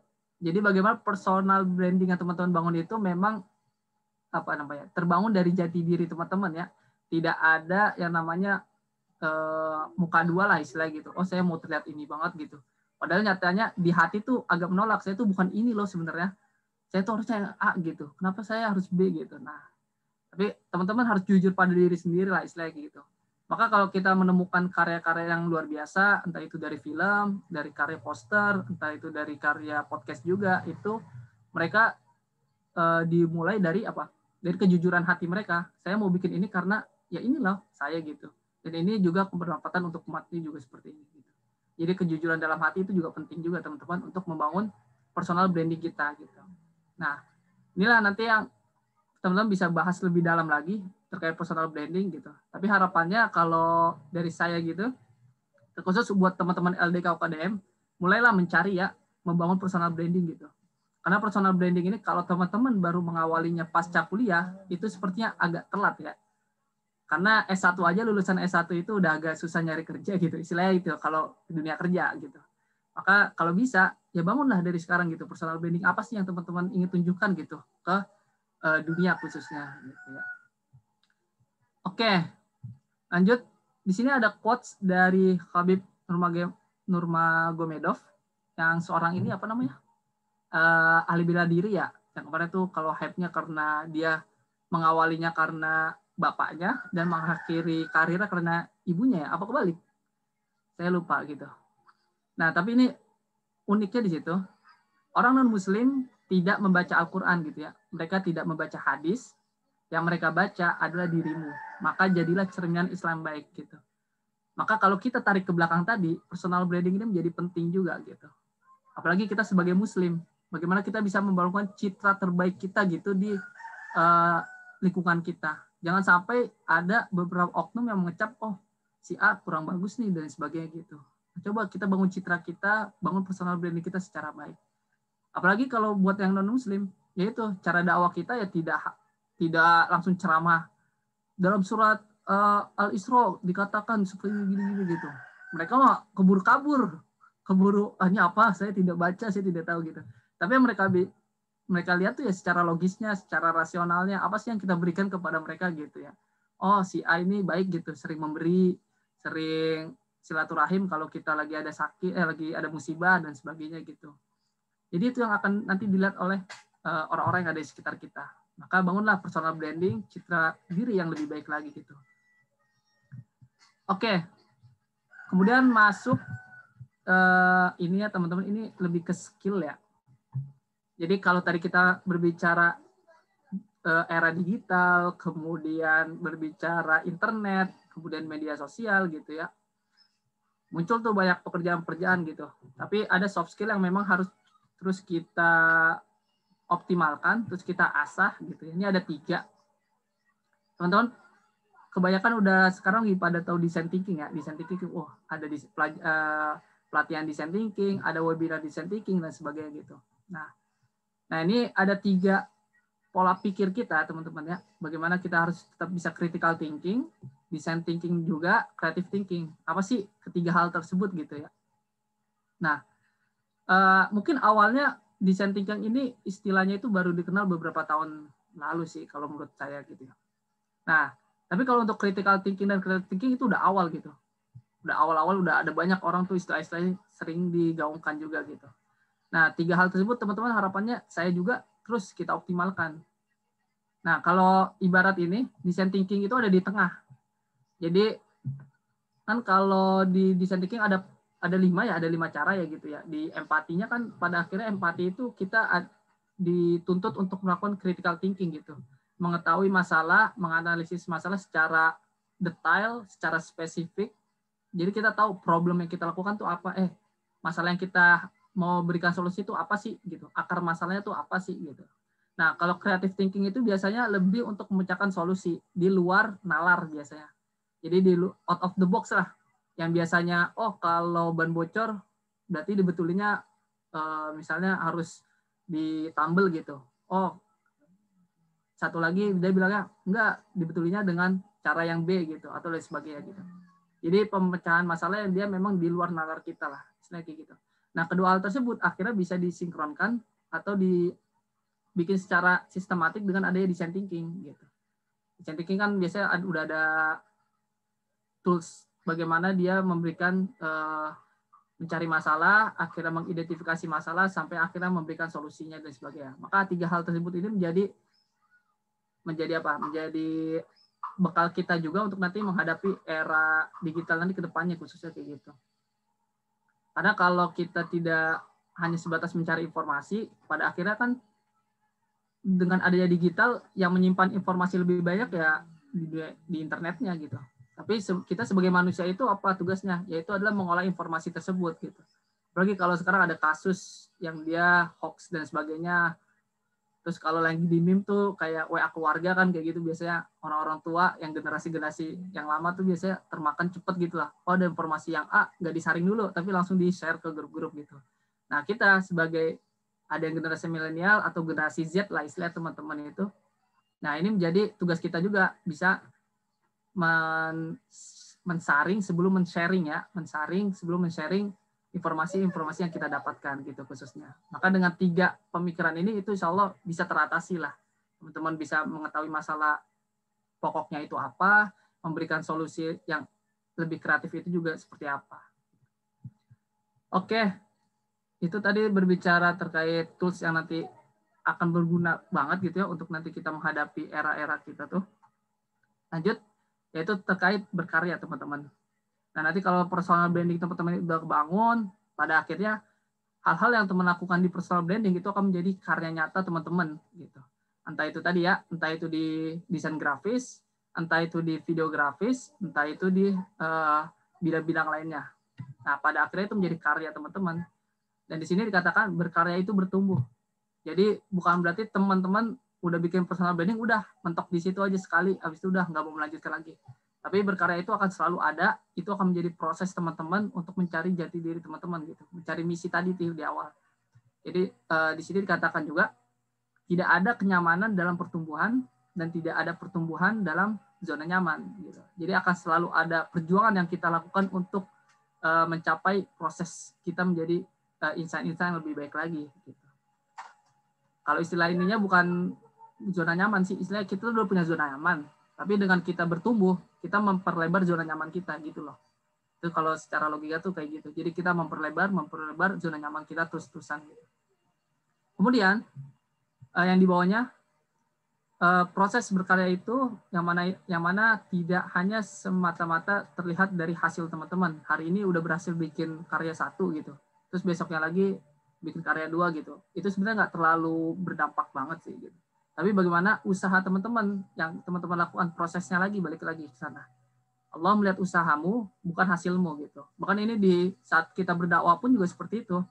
Allah tidak melihat berapa banyak orang yang akhirnya tersentuh oleh Islam gitu. Tapi Allah melihat bagaimana kamu memperjuangkan syiar Islam ini ke orang-orang di sekitarmu. Itu yang akan menjadi pertanyaannya. Gitu. Di sini ada Quran surat At-Taubah ayat 105 dalilnya gitu ya. Bekerjalah kamu, maka Allah dan Rasulnya serta orang-orang mukmin akan melihat pekerjaanmu itu. Dan kamu akan dikembalikan kepada Allah yang mengetahui akan yang gaib dan yang nyata. Lalu diberitakannya kepada kamu apa yang telah kamu kerjakan gitu. Jadi gitu. Allah melihat hasilmu, jadi nggak usah terlalu minder, nggak usah terlalu insecure dengan hasil kita hari ini. Biasa aja gitu. Yang penting ada proses yang kita lakukan tiap hari. Insya Allah nanti akan ada momen di mana Allah mempercayakan kita di titik-titik yang hari ini kita inginkan. Kita lagi ingin, wah melihat idola A, kayaknya keren banget ya, dia udah di posisi tersebut gitu. Nah nanti udah kita fokus aja kepada diri kita, selalu berusaha memberikan yang terbaik. Saat memang Allah sudah yakin kita sudah siap gitu, yaudah nanti Allah akan berikan kita ada di posisi tersebut gitu teman-teman. Kalau kata Tekon itu salah satu quotes yang paling saya niang juga, satuan umur adalah karya adalah satuan umur ya, atau kebalik gitu. Jadi semakin banyak kita berkarya, semakin banyak yang kita berikan manfaat untuk sekitar kita, itulah umur kita. Kan umur di dunia paling banter berapa sih tahun untuk kita nih umat hari ini kan gitu, 60, 70 dan sebagainya, itu udah paling mentok mungkin ya. Nah, tapi bagaimana kita bisa memperpanjang umur kita itu, yaitu apa? Dengan karya tersebut. Semakin banyak karya yang kita lakukan, semakin banyak gitu ya umur kita, semakin panjang juga.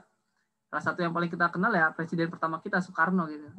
Bagaimana hari ini sampai hari ini masih dikenang gitu. Berarti umurnya udah berapa? Bisa ratusan tahun lebih kan gitu, dari 1945 sampai sekarang gitu. Itu hasil karya-karyanya gitu. B.J. Habibie yang kemarin sempat ini wafat juga, innalillahi kan gitu. Tapi akhirnya karya-karyanya mereka masih terkenang gitu di kita, masih membekas juga. Dan ini nanti akan kita ceritakan ke anak cucu kita khususnya. Oke, terakhir ini quotes dari saya gitu ya. Your life is design of your plans gitu ya. Jadi pada akhirnya berbicara Muslim designer, saya tidak mau terlalu spesifik ke jadi yang bikin poster doang gitu, yang dia bikin pamflet doang, atau yang dia bikin apa gitu ya, gambar-gambar doang, enggak gitu. Tapi pada akhirnya menjadi seorang Muslim designer itu luas banget teman-teman. Yaitu apa? Mendesain kehidupan kita. Itu pada akhirnya itu. Saat kita sudah ada pola pikir desainer, tidak hanya visualnya saja kita desain gitu, tapi kehidupan kita pun akhirnya kita bisa mendesain secara baik gitu. Yang mana desain yang kita berikan memang udah ada tujuannya. Kalau kita tarik jauh juga, Allah telah menuliskan blueprint kita, blueprint kehidupan kita kan di Lauh Mahfuz jauh lamanya gitu. Oh, si Hiban ini bakal jadi ini loh, jalan kehidupannya akan seperti ini loh, dan sebagainya gitu. Tapi kita sebagai manusia, ya balik lagi, kita merencanakan atau membreakdown blueprint yang sudah Allah tetapkan di Lauh Mahfuz tuh dengan desain rencana-rencana yang kita lakukan nanti di kehidupan kita. Dan itulah harus yang kita menjadi PR kita lah, PR kita bersama untuk terus membuat perencanaan-perencanaan terbaik yang mana itu udah menjadi fitrahnya manusia ya gitu. Oke, itu mungkin dari saya terkait Muslim Designer. Semoga ini tidak hanya sebatas teknis saja, tapi teman-teman bisa mencermatinya secara luas gitu ya. Bahwa kehidupan ini juga ya kita yang mendesainnya gitu. Kehidupan kita sendiri yang mendesainnya, kita sendiri yang menjalankannya. Seperti itu, terima kasih. Saya kembalikan ke MC. Baik, Masya Allah. Materinya daging banget ya. Ternyata luas banget gitu bahasanya, bukan cuman membahas tentang desain-desain yang ada di sekitar kita, tapi juga ternyata lebih dalam lagi bagaimana caranya agar personal branding kita itu bisa lebih bagus lagi gitu. Dan tadi di akhir dengan penutupan yang gimana ngomongnya, yang jelek gitu kan. Benar-benar desain itu ternyata bukan cuma sekedar desain gambar seperti itu saja, cuma desain dalam pikiran kita, desain dalam kehidupan kita juga itu perlu diatur. Baik Kang, mungkin teman-teman di sini ada yang ingin bertanya, dipersilakan. Bagi yang ingin bertanya boleh menyalakan kamera, boleh menyalakan mic-nya atau boleh di kolom chat.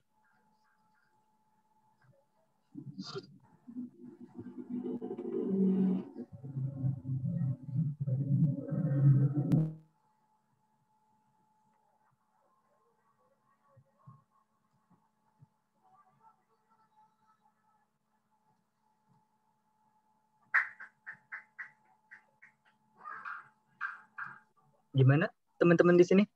Ada yang ingin bertanya kah?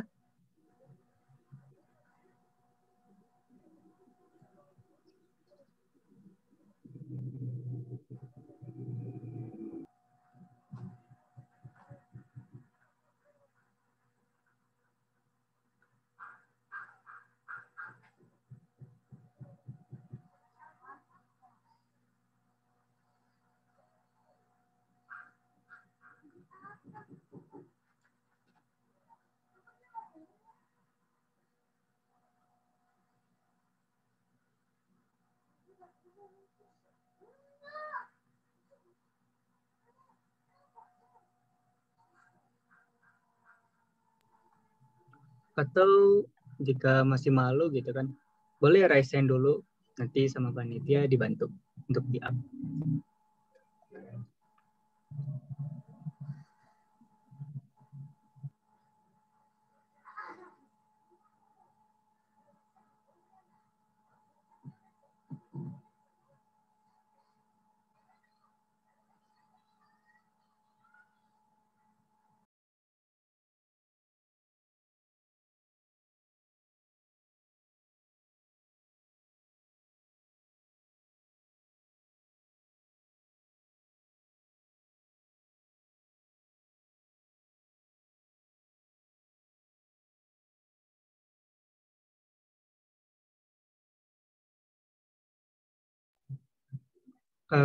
Dari Caira tadi raise hand ya?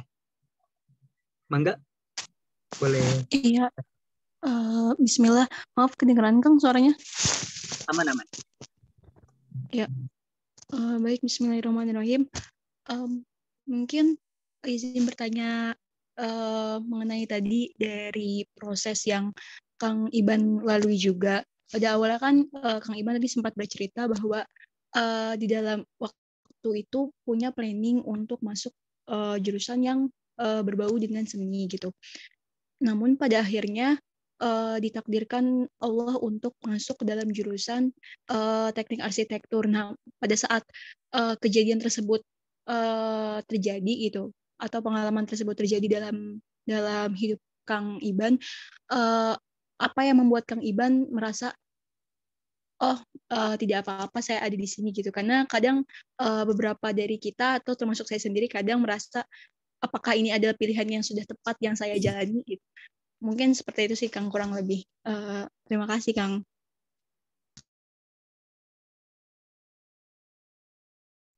Boleh langsung dijawab aja ya Kang? Oke, baik. Terima kasih atas pertanyaannya terkait gimana ya perasaannya pas awal berapa itu tahun 2017 ya, awal 2017 nyari-nyari kuliah sana sini, izin ke orang tua mau seni DKV juga tuh awalnya, ini kayak Mas MC.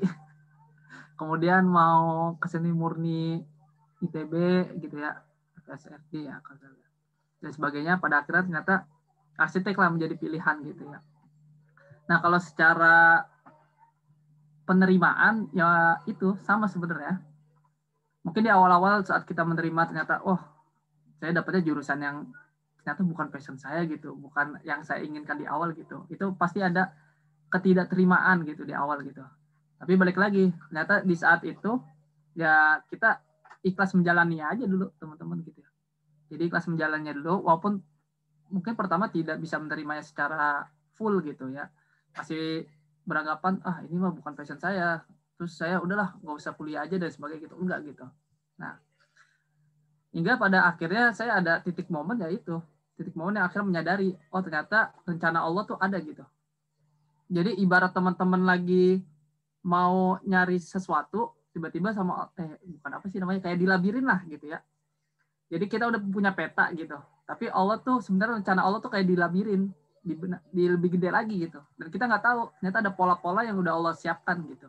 Tapi karena kita pegangannya hanya peta doang gitu, yaudah kita beranggapan ini jalan yang benar tuh harusnya kayak gini nih. Tapi Allah itu lebih tahu jalan yang benar tuh apa gitu buat hambanya. Nah, karena memang pada akhirnya tidak bisa menerima, ya udah tetap dijalani dulu aja teman-teman kalau untuk itu. Nanti pada akhirnya kita akan menemukan hikmah-hikmah. Biasanya kan lama tahu gitu. Kita akan menemukan hikmah itu mungkin 1 tahun 2 tahun gitu.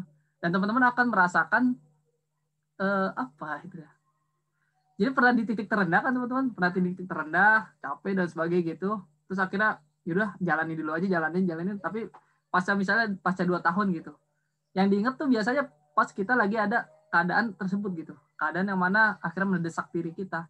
Sedangkan kalau momen-momen bahagia itu kan agak jarang ya kita ingat ya. Tapi momen-momen perjuangan, momen-momen kesedihan itu akan lebih teringat lah oleh memori-memori kita. Nah, hal tersebut lah sebenarnya hikmah-hikmah yang Allah berikan gitu. Akhirnya kita sadar, oh dulu tuh kita kayak gini. Tapi akhirnya sekarang kita dapat pelajarannya, istilahnya gitu. Bukan dulu tuh kita belajarnya, oh saya senang dapat kayak gini, akhirnya kita bisa di titik hari ini saya mendapatkan achievement dan sebagainya gitu. Itu jarang terkenang lah. Tapi kalau perjuangan-perjuangan yang kita lakukan itu lebih terkenang gitu. Dan kemudian kalau saya terkait kuliah, sebenarnya akhirnya pola pikirnya bukan jurusan sih gitu ya. Ini cara berpikir saya gitu. Jadi kuliah itu bukan jurusannya, entah itu teman jurusan apapun ya saya masih woles aja gitu. Tapi ternyata yang saya ketahui, apapun jurusannya, teman-teman sudah bisa ada di bangku kuliah itu adalah hal yang luar biasa gitu. Karena di kuliah itu yang paling penting bagaimana pola pikir teman-teman itu akhirnya lebih terbangun. Cara mindset teman-teman seorang anak sarjana tuh lebih kebangun gitu. Kedepannya akan seperti apa, mau ngapain aja itu akan lebih terbangun gitu. Terbebas terlepas dari jurusannya. Nanti itu biasanya akan kita bikin lagi. Makanya personal branding itu sebenarnya yang perlu dibangun. Jadi walaupun saya jurusan arsitek gitu, ya saya tetap mau mempersonalkan branding saya tuh saya seorang seniman gitu lah istilahnya. Nah pada akhirnya itu biasanya yang menjadi bekal utama kita nanti saat pasca sudah tidak ada di bangku kuliah.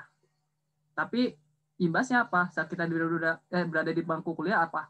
Mindset kita itu terbangun lah.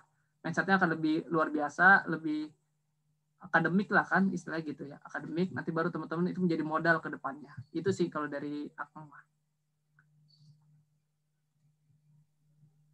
Ya baik Kang, terima kasih banyak untuk penjelasannya.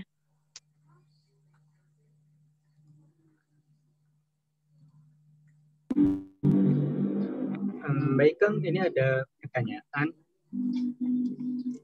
Katanya nggak mau disebutin namanya ya, menjadi anonim aja.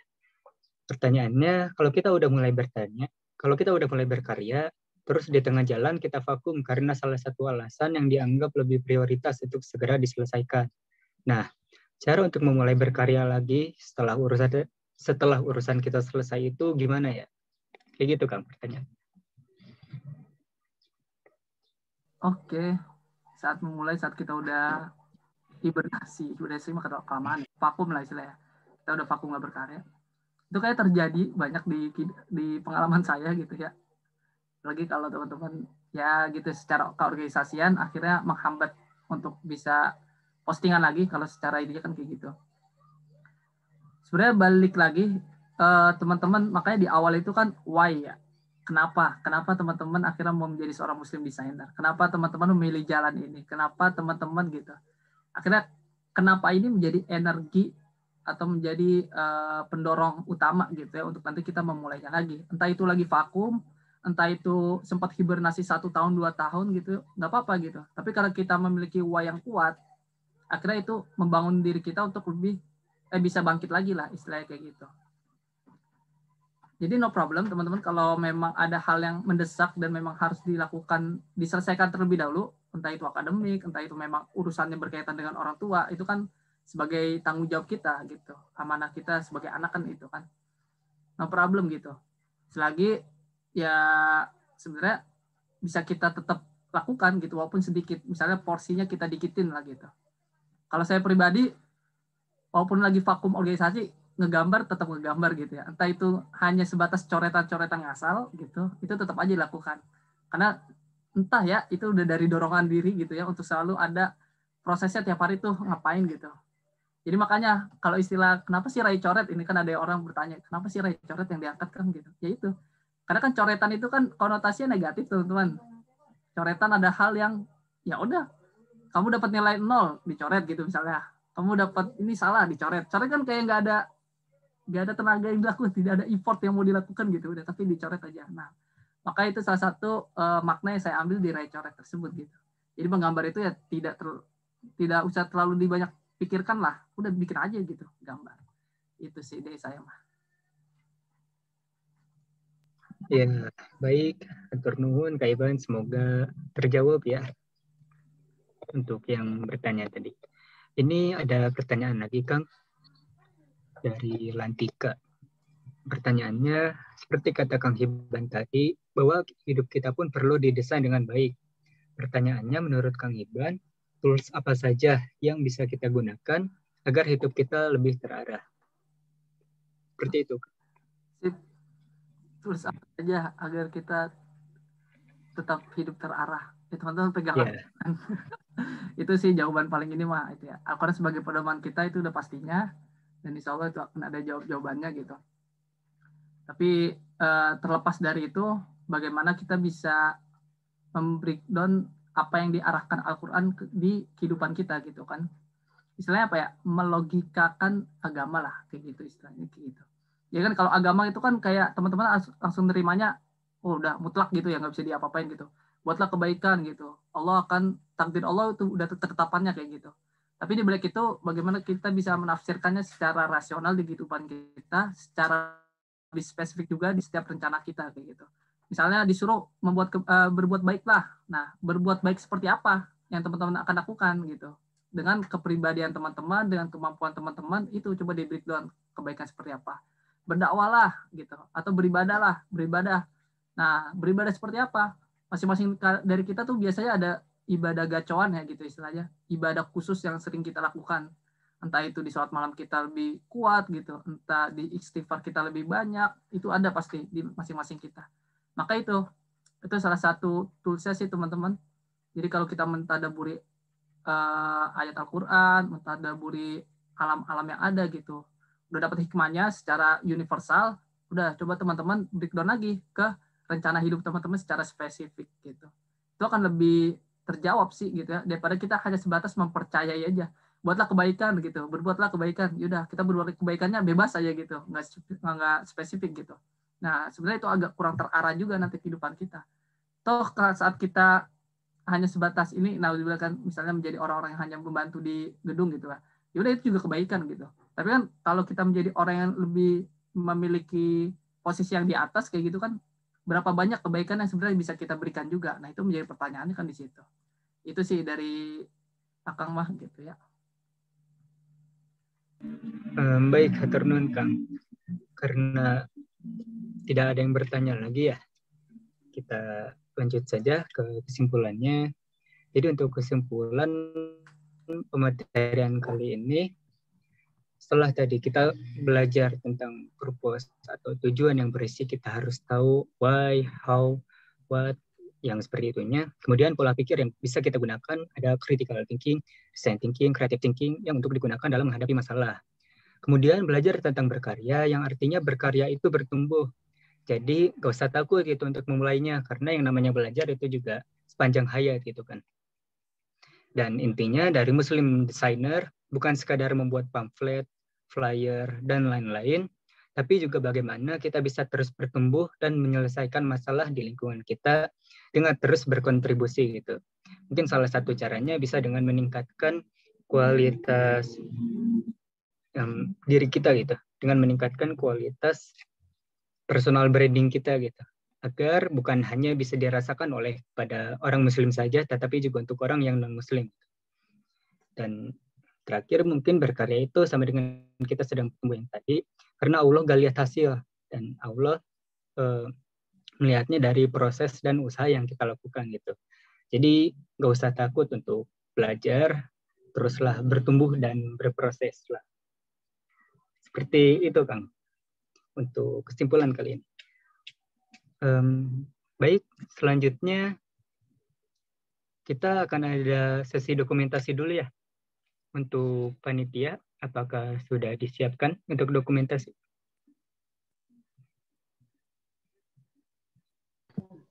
Oke, izin masuk ya. Oke, boleh diatur aja ya. Baik, buat Akang Teteh dan teman-teman semuanya yang sekiranya tidak berhalangan untuk on-cam, boleh siap-siap dan dinyalain ya kameranya untuk kita dokumentasikan.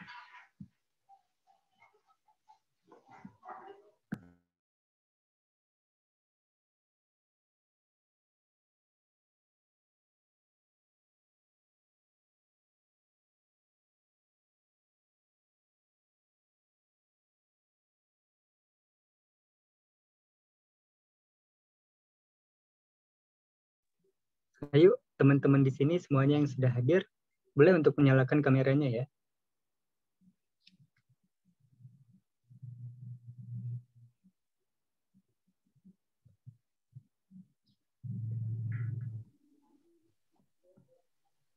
Oke, sepertinya sudah ya. Baik, Kang. Jadi tunggu.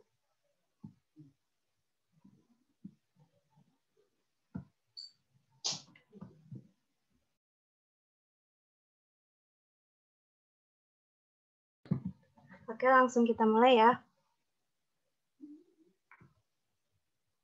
1, 2, 3. Pakai sekali lagi ya. 1, 2, 3. Oke, sudah. Terima kasih. Baik, untuk Kahiban, nanti mau ada dokumentasi dulu ya untuk plakat dengan Kang Furkon ya. Ya, betul. Pada Kang Furkon dipersilakan.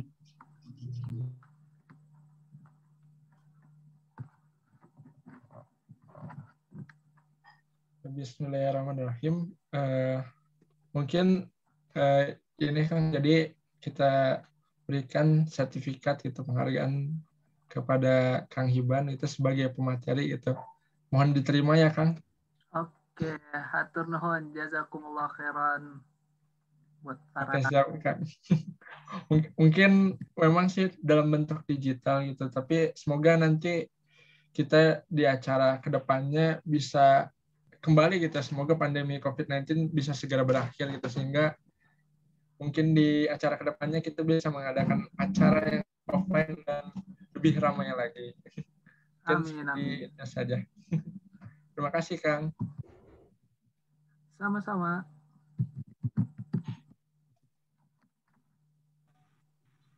Ada foto dulu kah untuk pembagian plakatnya? Oh iya, lupa bener kan. Jadi pas tadi penyerahan sertif, boleh di-share lagi. Sangat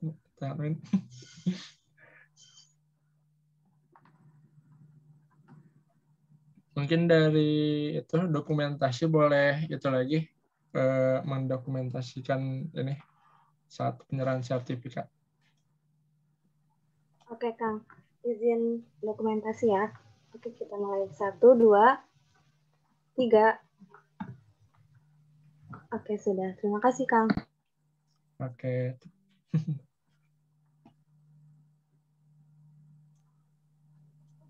Dikembalikan lagi ke MC. Baik, terima kasih Kang Furkon. Untuk Kak Hiban, boleh minta sedikit closing statement untuk pertemuan kali ini ya, Kang?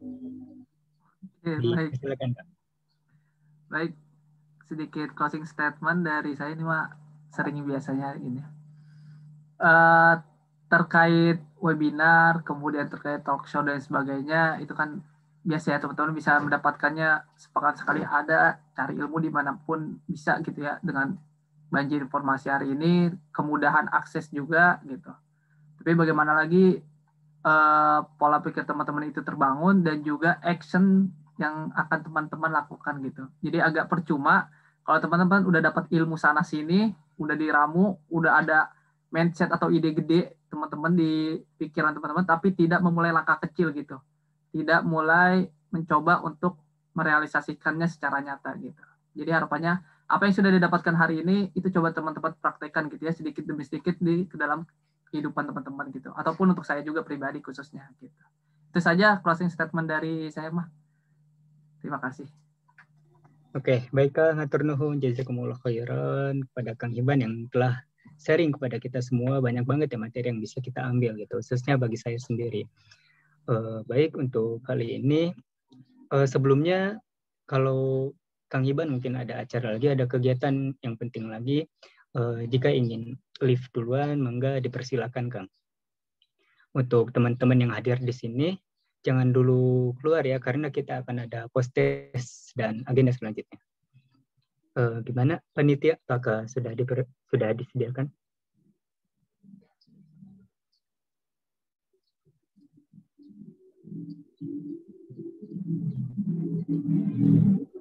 Oke, baik, izin duluan ya, atur nuhun atas kesempatannya untuk panitia dan semua teman-teman yang lainnya.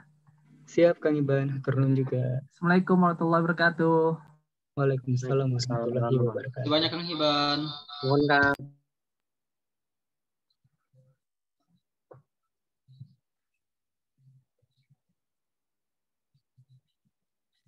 Baik, share screen-nya sudah kelihatan kan ya?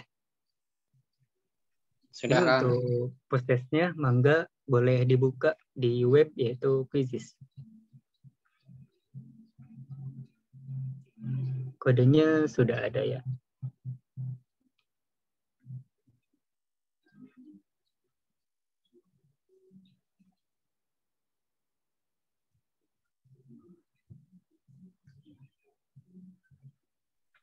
Minta copy link Kang.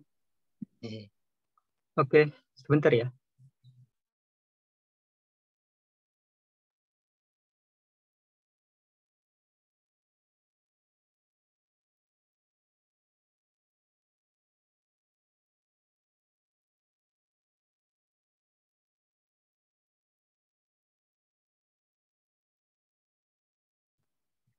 Untuk linknya itu ada di kolom chat ya. Mangga, boleh dibuka.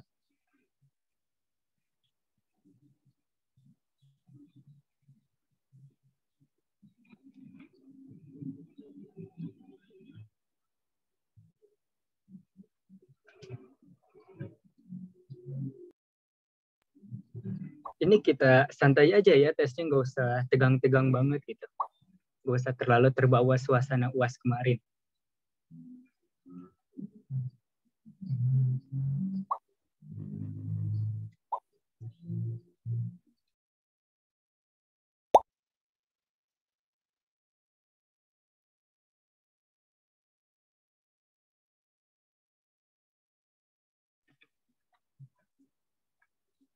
Ayo untuk teman-teman yang lainnya, jangan lupa ajak juga teman-temannya mungkin yang lagi ada yang lagi ke belakang, mungkin boleh diingatkan juga gitu untuk melaksanakan post-test ini. Sudah ada 9 orang yang masuk.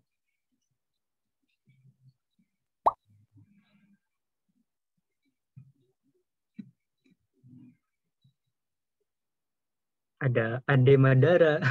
Siapa itu? Ada Ade Madara. Terus apalagi tuh butuh THR. Panitia tuh ada yang kode tuh. Bukan kode, itu minta langsung ya. Butuh THR gitu. Just do it. Bukan Bahdim. Kayaknya itu Bahdim deh. Panitia tolong tandain ya itu yang namanya bukan Bahdim. Terus ada Z, ada Soumil, ada yang nama aslinya juga ya. Mangga teman-teman yang lainnya ditunggu ya untuk masuk ke dalam postesnya. Juara 1, amin.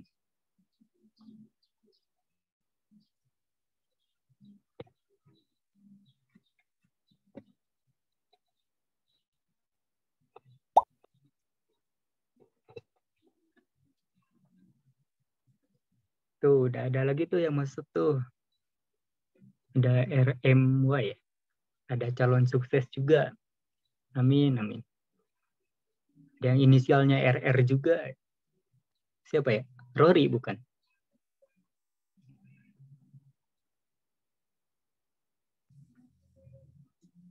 Ayo, teman-teman yang lainnya ditunggu ya.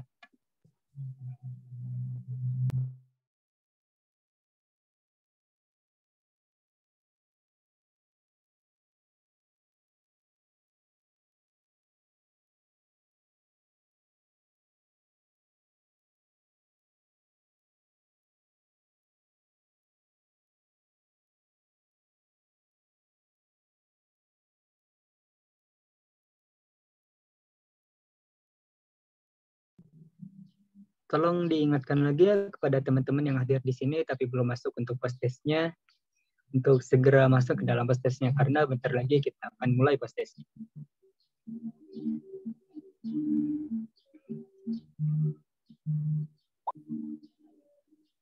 Kapan lagi kan gitu bersaing sama adanya Madara gitu, terus sama juara 1 tuh. Ada lagi tuh, apa kabar? Baik, alhamdulillah.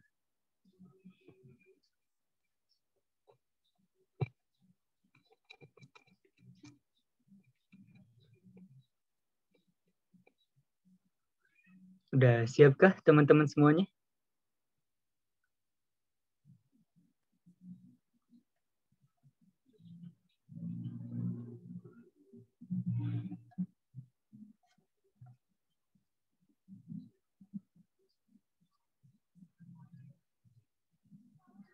Mungkin antara 1 sampai 2 menit akan dimulai, jadi tolong siapin ya. Apa-apa yang telah tadi dipelajari.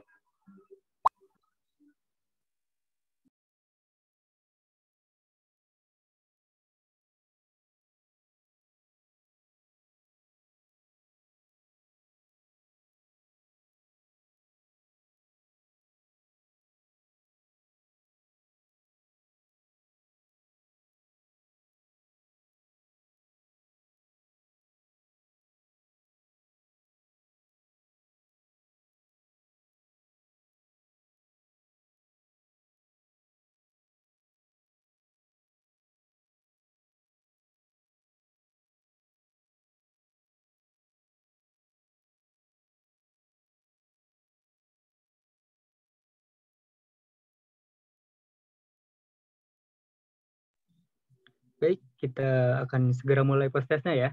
Mangga untuk panitia, silakan dimulai aja.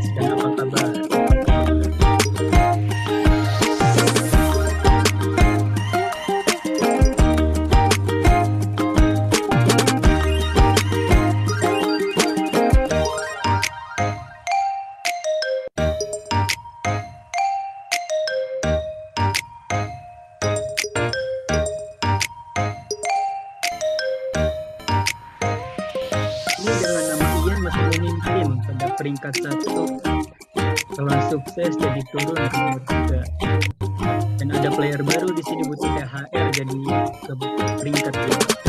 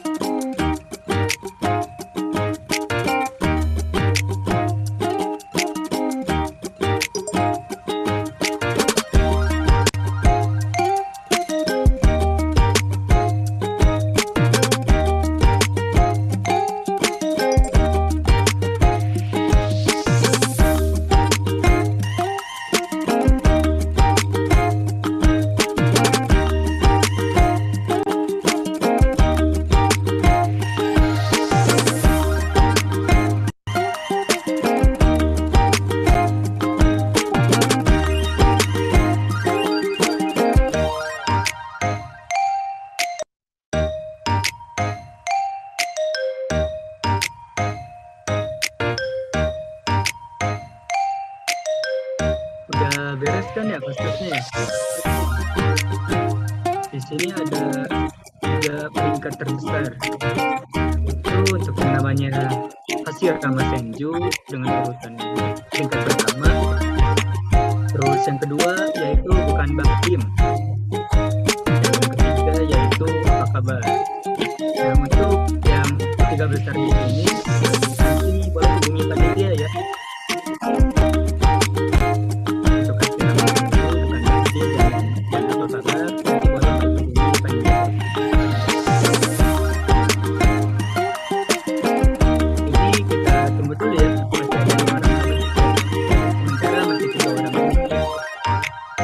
Nanti 2 orang lainnya bisa nyusul di peringkat pertama atau 3 besar.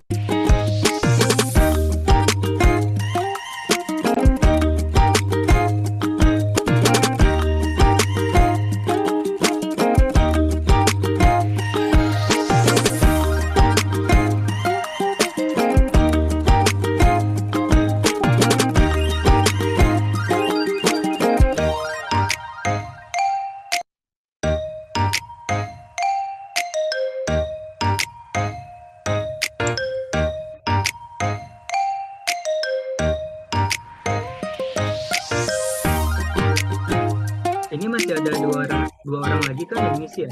Atau gimana? Itu masih 13 atau 15?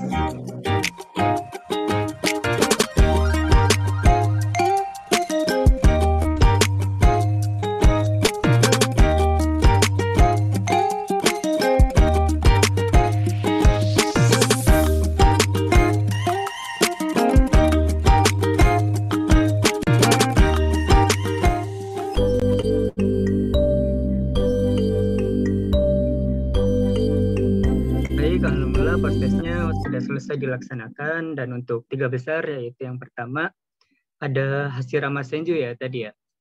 Masih 3 orang yang tadi di awal disebutin ya. Untuk yang kedua yaitu bukan Bahdim ya. Dan untuk yang ketiga yaitu apa kabar. Untuk 3 orang ini yang masuk 3 besar nanti boleh hubungi panitia ya. Untuk nama-nama yang tadi, untuk yang merasa namanya seperti itu. Baik, alhamdulillahirrahmanirrahim, postesnya telah dilaksanakan. Selanjutnya akan ada penutupan doa oleh Kang Ezra. Kang Ezra, apakah sudah siap? Insya Allah siap, Kang. Baik, alhamdulillah. Kepada Kang Ezra dipersilakan. Ya, bismillahirrahmanirrahim. Sebelum kita menutupi acara yang insya Allah berkah dan bermanfaat hari ini, alangkah baiknya kita menutupi acara ini dengan berdoa terlebih dahulu agar insya Allah kita mendapatkan keberkahan dari Allah Subhanahu wa Ta'ala. Insya Allah kita akan membaca doa Robitoh yang insya Allah akan dipimpin oleh saya sendiri. A'udzu billahi minasyaitonir rajim. Bismillahirrahmanirrahim. Allahumma innaka ta'lamu anna hadhihi al-qulub qad ijtama'at 'ala mahabbatik waltaqat 'ala ta'atik wa tawahhadat 'ala da'watik wa ta'addat 'ala nasrati syari'atik fawaththik Allahumma rabitataha wa adim muddaha wahdiha subulaha واملأها بنورك الذي لا يخبو واشرح صدورها بفيض الإيمان بك وجميل التوكل عليك وهيا بمعرفتك وأمطوا على شهادة في سبيلك إنك نعم المولى ونعم النصير اللهم آمين. Alhamdulillah. Semoga yang mendengarkannya dan yang membacanya semoga mendapatkan keberkahan dan pahala dari Allah Subhanahu wa Ta'ala, dan semoga kita mendapatkan keberkahannya. Dan sesudahnya kita tutupi acara ini dengan membaca hamdalah bersama-sama. Alhamdulillahirabbil alamin. Mungkin cukup sekian dari saya. Billahi taufiq wal hidayah. Wassalamualaikum warahmatullahi wabarakatuh. Waalaikumsalam warahmatullahi wabarakatuh. Alhamdulillahirrahmanirrahim, doa sudah dilaksanakan. Selanjutnya kita akan menutup untuk kegiatan kali ini. Terima kasih banyak kepada teman-teman yang sudah hadir di sini, yang sudah meluangkan waktunya, yang sudah untuk bersedia hadir gitu untuk belajar bersama-sama khususnya tentang desain. Dan jangan lupa juga mengingatkan untuk Madara ini akan ada di setiap pekannya, jadi tolong untuk diagendakan dan tetap ingetin teman-temannya satu sama lain dari satu bidangnya. Dan tadi juga sebelumnya mohon maaf ya, saya lupa memperkenalkan diri ya. Saya Huzaifa Al-Ghozi dari bidang multimedia kalau di UKDM. Saya angkatan 2020, masih muda ya, masih muda di sini. Dan dari jurusan EKV. Baik, mungkin cukup sekian untuk kali ini. Mohon maaf bila ada kesalahan. Segala kelebihannya pasti dari Allah Subhanahu wa Ta'ala, dan kekurangannya itu dari saya sendiri. Kita tutup untuk kegiatan kali ini dengan membaca hamdalah bersama-sama. Alhamdulillahirabbil alamin. Dan doa kifaratul majelis.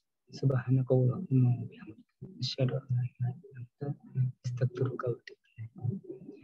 Assalamualaikum warahmatullahi wabarakatuh. Untuk teman-teman di sini, jika ingin keluar, mangga ya, dipersilakan karena acaranya sudah beres. Terima kasih teman-teman semua.